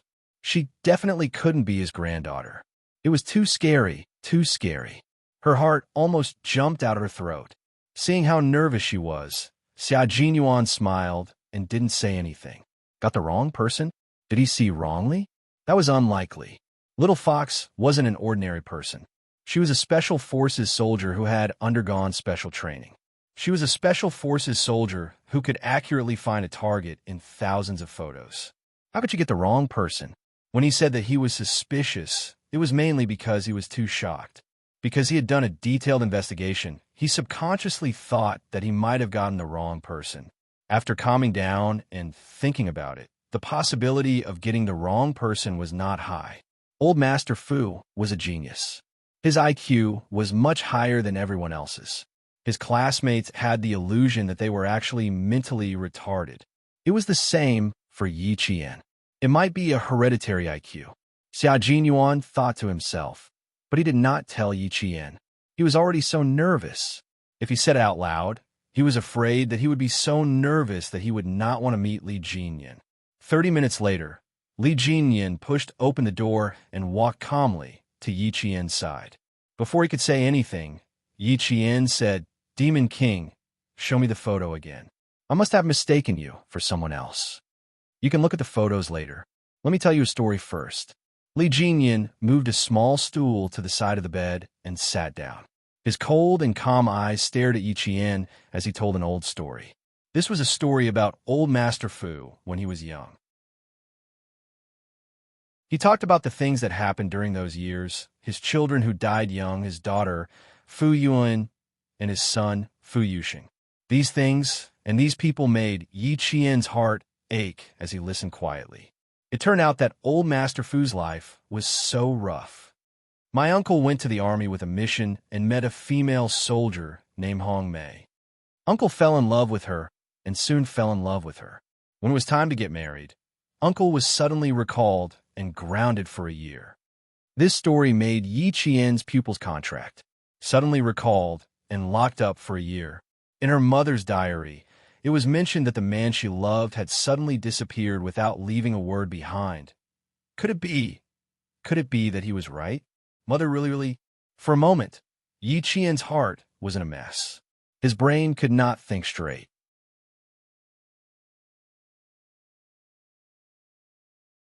Chapter 22-21. Li Jinyan, who had returned to the hospital, was determined to bring Yi Qian to old Master Fu. Thus, he stared intently at Yi Qian the entire time, not missing the slightest change in her expression. Seeing that Yi Qian's expression had changed drastically because of what he said, he felt that he might have found a breakthrough. His voice, as cold as the snow on Mount Tianshan, slowly recounted the past that had been sealed away for a long time, but had always been remembered by everyone in the Fu family. No one in the family knew about my uncle's sudden recall, including my maternal grandparents. A year later, my maternal grandfather, who was researching a certain technology, had a week's leave. My maternal grandfather, who had not been home for 3 years, decided to go home to take a look. However, before he could leave the research base, he was invited to another place. Yi Qian's hands, which were resting on her knees, clenched tightly. Her mother had clearly written in her diary, "I waited outside happily. I waited until the sun rose. I waited until the sun was high in the sky. I waited until the sunset covered the sky and the sun's last ray of light disappeared. I still waited." When she saw this sentence, she did not understand the deeper meaning behind it. With the devil's words, could she think of it this way? Her mother waited from sunrise to sunset. Was she waiting for the man she loved to register their marriage with her? Could she understand it this way? Don't worry. Calm down and listen to what the devil has to say. Now is not the time for her to speak. It was not the time for everything to be clear. Her tightly clenched hands had just loosened when they were held by a slender and strong hand. She reflexively held this hand tightly, as if she had found someone to rely on. Even her heartbeat became much calmer. A very touching love story. Listen well, Yi Qian. Xia Jinyuan held her hand tightly. His deep eyes contained a faint smile that could calm Yi Qian even more. He reminded her gently, "Don't get distracted. Listen to the whole story first." Li Jinyan subtly glanced at her interlocked fingers with Xia Jinyuan's right hand. His thin lips, which had been pressed tightly, suddenly broke into a faint smile. He was no longer nervous, no longer worried that Yi Qian would suddenly refuse to listen to him, because he knew that his past had successfully attracted Yi Qian, making her calm down and listen to him slowly. Even now, grandfather still remembers that it took him 5 days and 5 nights to arrive at a deserted place with only yellow sand. Here, he saw his uncle, whom he hadn't seen for almost 4 years. Only then did he learn that his uncle had been confined here for more than a year. Someone reported to the army that my uncle had leaked the secret and that he had secret connections with foreign countries. Uncle and grandfather are both engaged in missile research. Someone reported him for leaking secrets. Regardless of whether it's true or not, it's very serious. To be on the safe side, we immediately took away all the research materials in Uncle's hands and secretly took them away. When he arrived at his destination, grandfather saw my uncle, whom he hadn't seen for 4 years and whom he couldn't even write a letter too. It was also at this time that he found out that my uncle had been confined for a year. He also found out that my uncle had a girlfriend in the army that he was preparing to get married. Unfortunately, 3 days before my uncle and my aunt registered their marriage, my uncle was suddenly recalled from confinement and lost contact with his fiancée. Yi Qian, whose eyes were dark, looked up and stared unblinkingly at Li Jinyan as if to confirm something. She didn't speak immediately. Li Jinyan, who was interrupted by her gaze, suddenly felt his heart tighten. He didn't show it on his face as he calmly waited for Yi Qian to speak.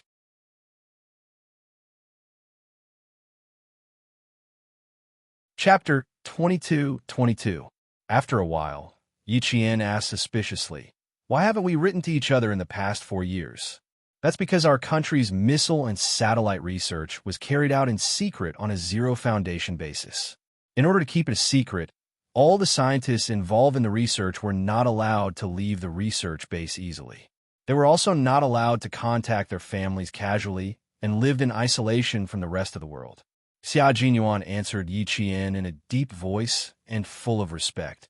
"It's normal that you haven't written to your family in the past 4 years." Yi Qian was filled with deep veneration when he heard this. Li Jinyan knew that Xia Jinyuan was speaking up for him, so he nodded slightly to express his gratitude. Grandfather and grandmother are both engaged in research and development and rarely come home. They don't know what's going on with my mother and uncle, so it's normal for them not to receive any letters from their children for a year. This is also why grandfather doesn't know that uncle has been in confinement for as long as a year, and he doesn't know that uncle is preparing to get married. After uncle secretly told them about this, grandfather immediately asked a friend to investigate in secret, but he didn't find anything. There's no female soldier named Hong Mei in the army. Yi Qian's fingertips were trembling. Could it be that mom didn't tell anyone her real name? That's why he didn't find out where she was. He went back to the army to look for mom after a year, but mom wasn't even in the army at that time. She went home to give birth to her. That's why he didn't find out where she was. Yi Qian's heart was in turmoil as he guessed and thought. A year ago, uncle and aunt were preparing to get married. A year later, grandfather went to investigate again, but there was no news at all. For a long time, grandfather wondered if uncle had gone insane after being confined for a year. The so-called fiancé was just a figment of uncle's imagination and didn't exist. If it wasn't for this photo, Li Jinyan took out the old photo again and looked down at the young man and woman in the photo. There was a slight ripple in his cold voice. It was because of this photo that grandfather confirmed that uncle did have a fiancée who was about to get a marriage certificate. Li Jinyan handed the photo back to Yi Qian. His expression was cold, and his dark, unfathomable eyes revealed a faint light. It was a light filled with hope. "Yi Qian, I'm willing to invite you to take a good, serious look at this photo again, okay?" There were too many emotions in his eyes that made Yi Qian's heart heavy. She didn't even have the courage to reach out her hand. What if he had mistaken her for someone else? She didn't reach out to take it, so Li Jinyan kept holding in his hand, patiently waiting for her to reach out. "Take it and take a good look at it." Xia Jinyuan tightened his grip on her hand and moved closer to her. He said gently and calmly, "For your own sake and for Mr. Liu's sake, you should take it and take a good look at it." The familiar aura that made her feel at ease wrapped around her, giving her the courage to reach out her hand. The moment she took the photo, Yi Qian saw Li Jinyan's tense shoulders visibly relax.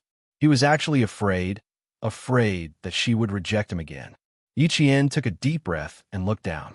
She wasn't mistaken. The young woman in the photo was indeed her mother. There was a photo in the diary of her mother wearing a military uniform with the same smile. Even the size was the same. The only difference was that it was a photo of her mother alone.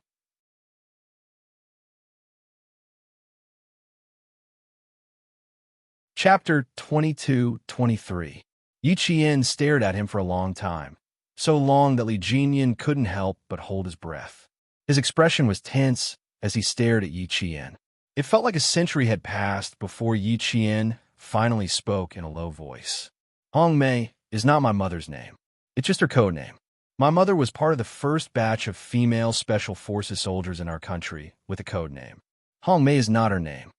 Sir, you returned to the military a year later to find out about my mother's whereabouts. At that time, my mother had just given birth to me. She was at home and didn't return to the military. Li Jinyan was very close to his maternal grandfather's family. His relationship with his uncle was more like that of a father and son. When he heard Yi Qian's words, even someone as calm as him became excited. No wonder grandfather didn't find out about my aunt's whereabouts. It turns out that Hong Mei isn't my aunt's real name. Li Jinyan's voice trembled because of his excitement. His gaze fell on the photo, and he suddenly looked up at Yi Qian. So, Yi Qian, you admit that my aunt is your mother and my uncle is your father. You admit it, right? Yi Qian didn't look up.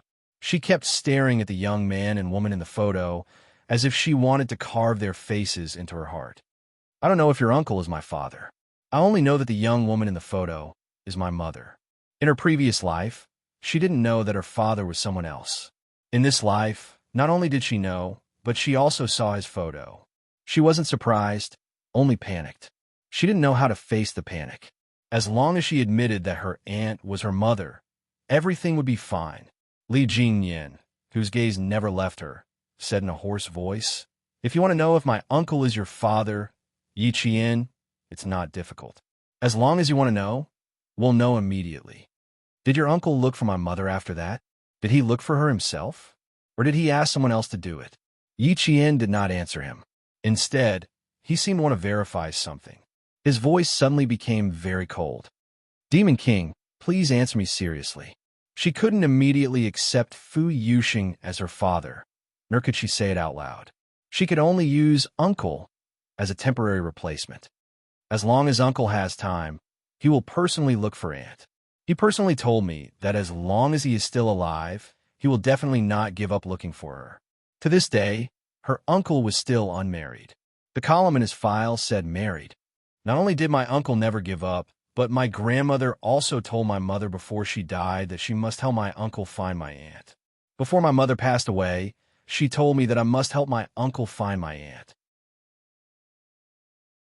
I just came from my grandfather's house, and when I came to the hospital, my grandfather told me that he hoped that I could continue to help my uncle find my aunt and help the Fu family find my aunt.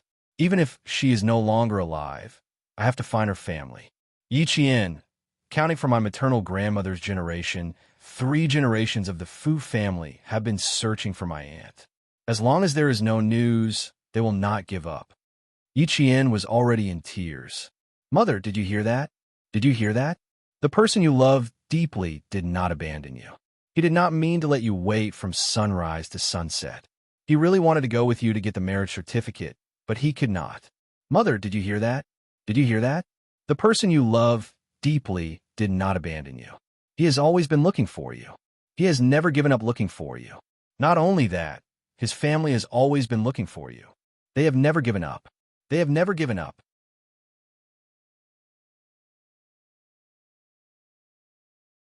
Chapter 22-24. Yi Qian sobbed softly with tears streaming down her face. As her tears flowed out, the stone in her heart finally shattered. Even though her mother did not manage to wait for her lover to marry her, in the eyes of the man she loved deeply, her mother was his wife. Even if they did not have a marriage certificate, her mother was his wife. At this moment, Yi Qian's tears flowed like a broken dam. She was so happy that she could no longer control her emotions. In front of the 2 men, she could not stop crying. Xia Jinyuan's eyes darkened. He did not try to persuade her to stop crying. Instead, he raised his hand and gently stroked her back. Cry, cry. Let your tears wash away all the sadness in your heart. He blamed himself for not realizing that his little fox cared so much about these things. In her heart, her biological father was a heartless man who abandoned his wife and daughter. Even though she did not mention it, there was always a knot in her heart. That was right. She had been tortured as a child. Ying had a father and a mother who loved her dearly, while she had no parents and was bullied by Ying. When she needed the protection and care of her parents the most, she did not receive any care. She had to rely on herself to get through it. When she was beaten, wronged, or scolded, she could only curl up in a corner and lick the scars in her heart. No one would stand up for her. No one would feel sorry for her. She could only rely on herself and no one else. At that time, even though she did not know that her biological father was someone else, once she found out, how could she not hate him? He even boasted that he knew her best. But in the end, with deep self-blame in his eyes, Xia Jinyuan tightly hugged his lover, who made his entire body ache. He tilted his head slightly and kept kissing her hair. I'm sorry, my little fox. It was my oversight. I did not realize that you cared so much about this matter. If I had known earlier, I would not have let you suffer so much. I would not have let Li Jinyan bring up this matter first and make you cry. Xia Jinyuan pursed his lips. In front of Li Jinyan, he pulled Yi Qian, who was crying like an injured animal, into his arms. He stroked the back of her head with one hand and let her tears flow into his clothes. This time, Yi Qian was crying really hard. She buried herself in Xia Jinyuan's arms and gripped his shirt tightly with both hands. She cried so hard that her body twitched. Other than the sound of her crying, there was no other sound in the ward. The two men did not dare to speak easily. They quietly accompanied her and let her cry. Xia Jinyuan hugged Yi Qian and let her cry in his arms. Meanwhile, Li Jinyan clenched his fists and tried his best to suppress the urge to hug his only sister. This was his little sister, the only sister that he could truly feel a blood connection with. Her cries told him that her life was not going as well as it should have been. No, it was not that her life was not going well, but it was filled with suffering. Li Jinyan clenched his fists even tighter. His cold and handsome face was as dark as water, and there were wisps of haze between his eyebrows. The air pressure around him was low, as if he was wrapped in dark clouds, making him look gloomy. He needed to investigate his sister's past life. He had to do it properly. He had to find out everything. In the past, her life was filled with suffering. In the future, he had to make sure that her life was filled with love. He did not ask to make up for her past suffering. He only hoped that her life would be bright and sunny in the future.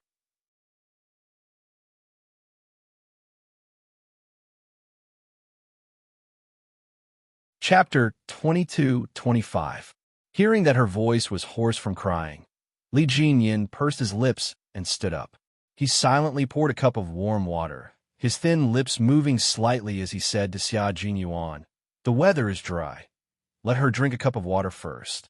Li Jinyan's idea was to drink a cup of water before crying. Xia Jinyuan nodded slightly and took the cup of water from him. He lowered his head and whispered softly into Yi Qian's ear, "Little fox, let's drink a cup of water first. Our voices are hoarse from crying." With one arm around Yi Qian's shoulder and the other holding the cup of water, Li Jinyan's gaze darkened. His cold gaze swept over the man who was hugging his sister. Li Jinyan pursed his lips even tighter. If he dared to bully his sister in the future, he would have to bear the consequences. Also, hugging and kissing before they were even married. He had to remind his sister to not let Xia Jinyuan take advantage of her.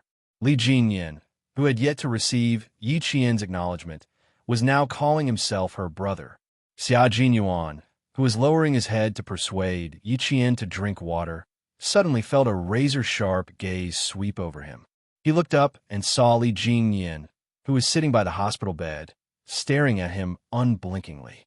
His gaze was somewhat unfriendly as it swept over his hands that were hugging little fox from time to time. His gaze was so sharp that it was as if he wanted to cut off his hands.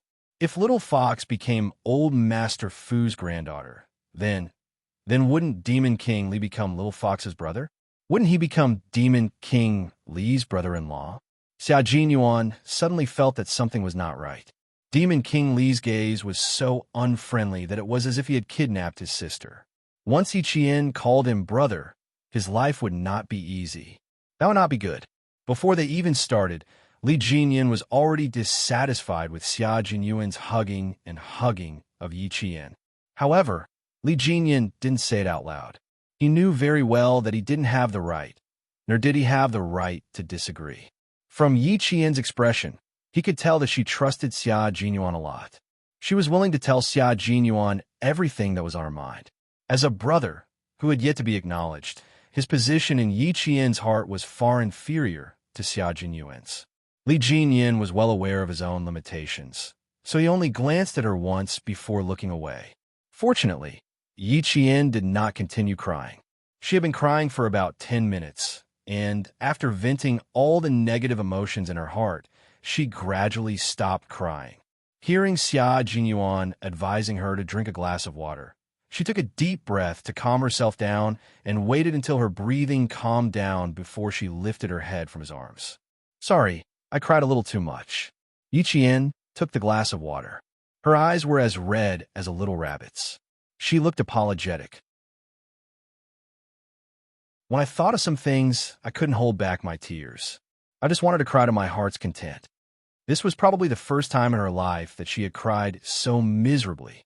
Even when she was beaten by Captain Xia and had to be hospitalized, she did not shed a single tear. She knew that her biological father did not abandon his wife and daughter on purpose. She did not know why, but she could not suppress the grievance in her heart. She just wanted to cry. "You never need to apologize in front of me." Li Jinyan pulled out a tissue and handed it to Yi Qian. His usually cold voice was unbelievably gentle. "Wipe your tears. Your eyes are like a rabbit's." Her eyes and nose were red from crying. She really looked like a little white rabbit. Li Jinyan couldn't help but curve his lips slightly.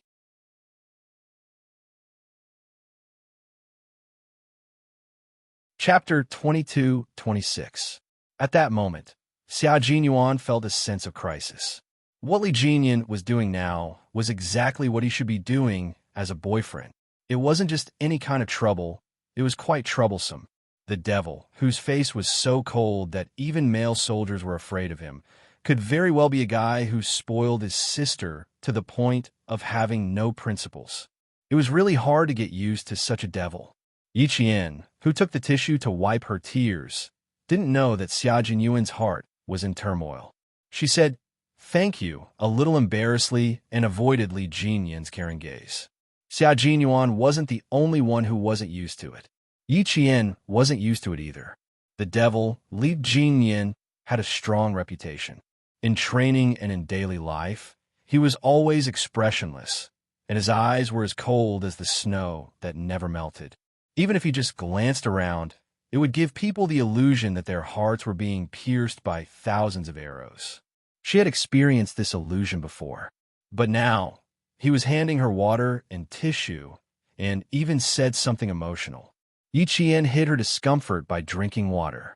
Li Jinyan wasn't anxious when he knew that she was avoiding him.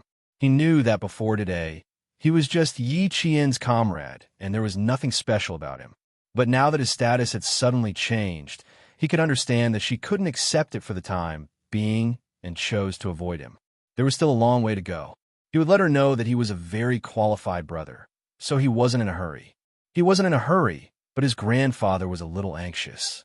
Seeing that her emotions had stabilized and there was no longer any sadness on her face, Li Jinyan asked carefully, "Can you come with me to visit my grandfather today? The old man's condition is getting worse by the day. The housekeeper told me that my grandfather hasn't slept for the past few nights and has been sitting alone until dawn. I'm very worried. Can you come with me to visit the old man?" Yi Qian, who wasn't mentally prepared, wanted to reject him, but she swallowed her words. Xia Jinyuan gently squeezed her hand to stop her from blurting out the words that were about to escape her mouth. "Let's go and visit the old man. Not for anything else, but for all that he has done for the country. Yi Qian, as a soldier, you should also visit him. His little fox had suffered too much and suffered too much. Now that she had found her family, he still hoped that she could return to the Fu family, a home where her family was waiting for her, even if she was about to have a brother who might take away his job as a boyfriend." Xia Jinyuan looked at her with a smile, giving her the courage to take the next step forward. "I'll accompany you. Let's go visit the old man together." Yi Jian was silent. She knew that she was timid. She had never thought that she would still have relatives in this world. Suddenly, she had a father, grandfather, and brother. She was not prepared to face them at all. What if it's not true? What if there was a mistake? With me by your side, little fox, will you still be afraid? Xia Jinyuan didn't give her a chance to back away. He placed his hands on her shoulders and made her face him. His deep eyes looked at her gently and firmly, encouraging her. No matter what happens, you will always have me by your side. After remaining silent for a long time, Yi Qian looked at Xia Jinyuan, who was encouraging her to take the next step.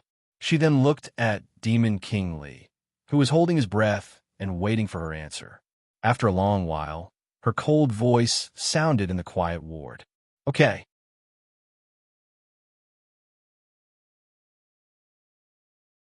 Chapter 22-27. The word okay made Li Jinyan's eyes sting. Almost losing his composure, he secretly adjusted his breathing and said, Okay, after he finishes his drip, we'll go home together. He said go home, which showed how much he was looking forward to it. It was also at this moment that Yi Qian's heart trembled slightly. Loved ones? Did she really have any loved ones other than Uncle Chun and Grandpa Jin? Did she really have any? What if it was a mistake? What if it wasn't true? What if it was just an empty joy? Sitting in the car, Yi Qian was uneasy because of all kinds of uncertainty. He didn't feel happy at all. When you see old master later, just greet him respectfully. Since Li Jinyan didn't say anything else, you don't have to worry too much about it. Acknowledging your ancestors is a big deal, so he won't do it casually. He has to make all the necessary arrangements. Xia Jinyuan held her hand. It was a little cold and a little nervous. He smiled and said in a low voice, Don't think about anything else. Just think that you're going to visit a great scientist. He was telling Yi Qian not to treat old Master Fu as his grandfather, but to visit a great scientist with a respectful heart. With him by her side, Yi Qian did indeed calm down a lot. Li Jinyan was very grateful for Xia Jinyuan's help. If it weren't for his help today, Yi Qian wouldn't have agreed to go home with him so easily. His sister should have trusted her family the most, but now she trusted Xia Jinyuan so much. Li Jinyan was happy and bitter at the same time. He was happy that his sister had a man who understood her, loved her, and cared for her. He also felt bitter because he didn't accompany her through all the difficulties and didn't even know how many difficulties she went through. Li Jinyan glanced at the rearview mirror from the corner of his eye and saw that Yi Jian's attention was all on Xia Jinyuan. She didn't seem happy about going home. Li Jinyan couldn't bear to look away. To her, was family kinship something that did not exist? Had she never thought of receiving the care of her loved ones? Was it because he was so disappointed in his family that he no longer desired it? Then, what kind of environment did she live in? Just how much had she suffered for her to be so indifferent and insecure? Li Jinyan thought back to the first time he met Yi Qian and saw the maturity between her brows that was beyond her age. His heart suddenly ached. His sister should have grown up like a princess and been pampered by her family. But because of fate, the Fu family did not even know of her existence. Li Jinyan, whose emotions had been fluctuating, finally calmed down when the car drove into the depths of a park that hid the hustle and bustle of the city. Back then, when the capital was planned, the original appearance of the entire mountain was deliberately preserved. On the left is the suburban park, and on this side is the place where the old scientists retire. It is guarded by armed police, and ordinary people are not allowed to enter or leave at will. In order to let Yi Qian relax, Xia Jinyuan picked a topic to introduce the place. The scientists who developed the first generation of computers also live here. The small houses hidden behind the trees are all old scientists who are national treasures. If you meet any old man here, his identity will definitely shock you. The car followed the winding mountain road. Through the car window, Yi Qian saw several small red brick houses. When she thought about how the people living in these houses were all scientists who had dedicated their lives to the country, the nervousness in her heart disappeared and was replaced by respect.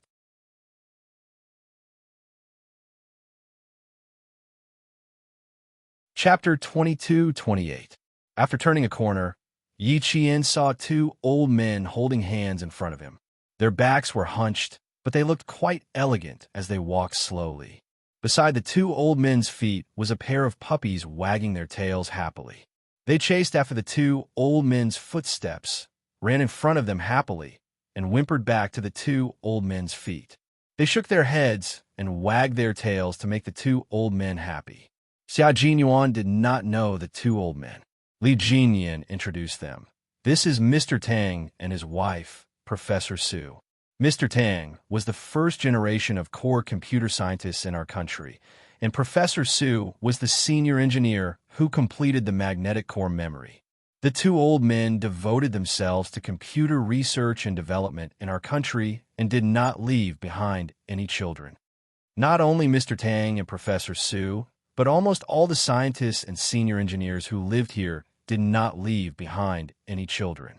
They dedicated their lives to the development of our country's science. Yi Qian, who had never heard of this before, had forgotten where he was going. He was so shocked that he did not know what to say. The car passed by the two elders.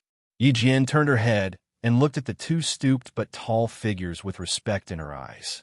Xia Jinyuan, who had retracted his gaze, talked about the past in a deep voice.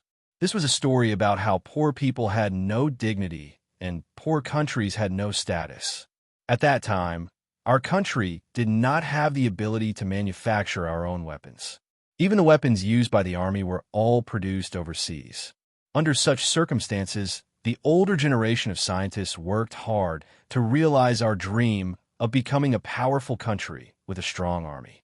When we went out for an interview, our scientists always listened the most seriously and were the most humble. In the late 1950s, a big country that was originally helping our country suddenly left, leaving behind a pile of burning blueprints.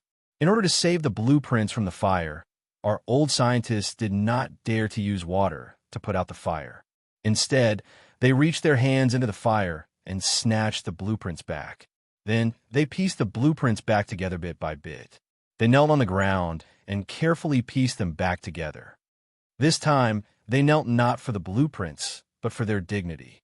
From being passive to being independent, from being dependent to being confident, the reason why a big country could rise was because there were many scientists like Mr. Fu.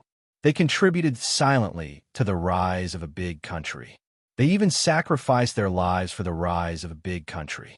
They were willing to give up everything for the rise of a big country. Yi Qian, if we compare our current lives with the suffering that the old scientist once suffered, do you still think that you can't overcome the hurdle, that you can't take the courage to take the next step? Yi Qian heard the tears in her eyes and shook her head. There was nothing else. Compared to what the old scientist had gone through, what else could she not overcome? Demon King, it's true that I'm not sure if your uncle is my father, so I won't be able to call old Mr. Grandpa later, but I'll cooperate with you to see if I'm really old Mr.'s granddaughter. The car had just entered a flat paved road that extended from the main road when Yi Qian's sudden words caught Li Jinyan off guard, and he slammed on the brakes. They didn't expect him to slam on the brakes, and the two people sitting in the back fell forward.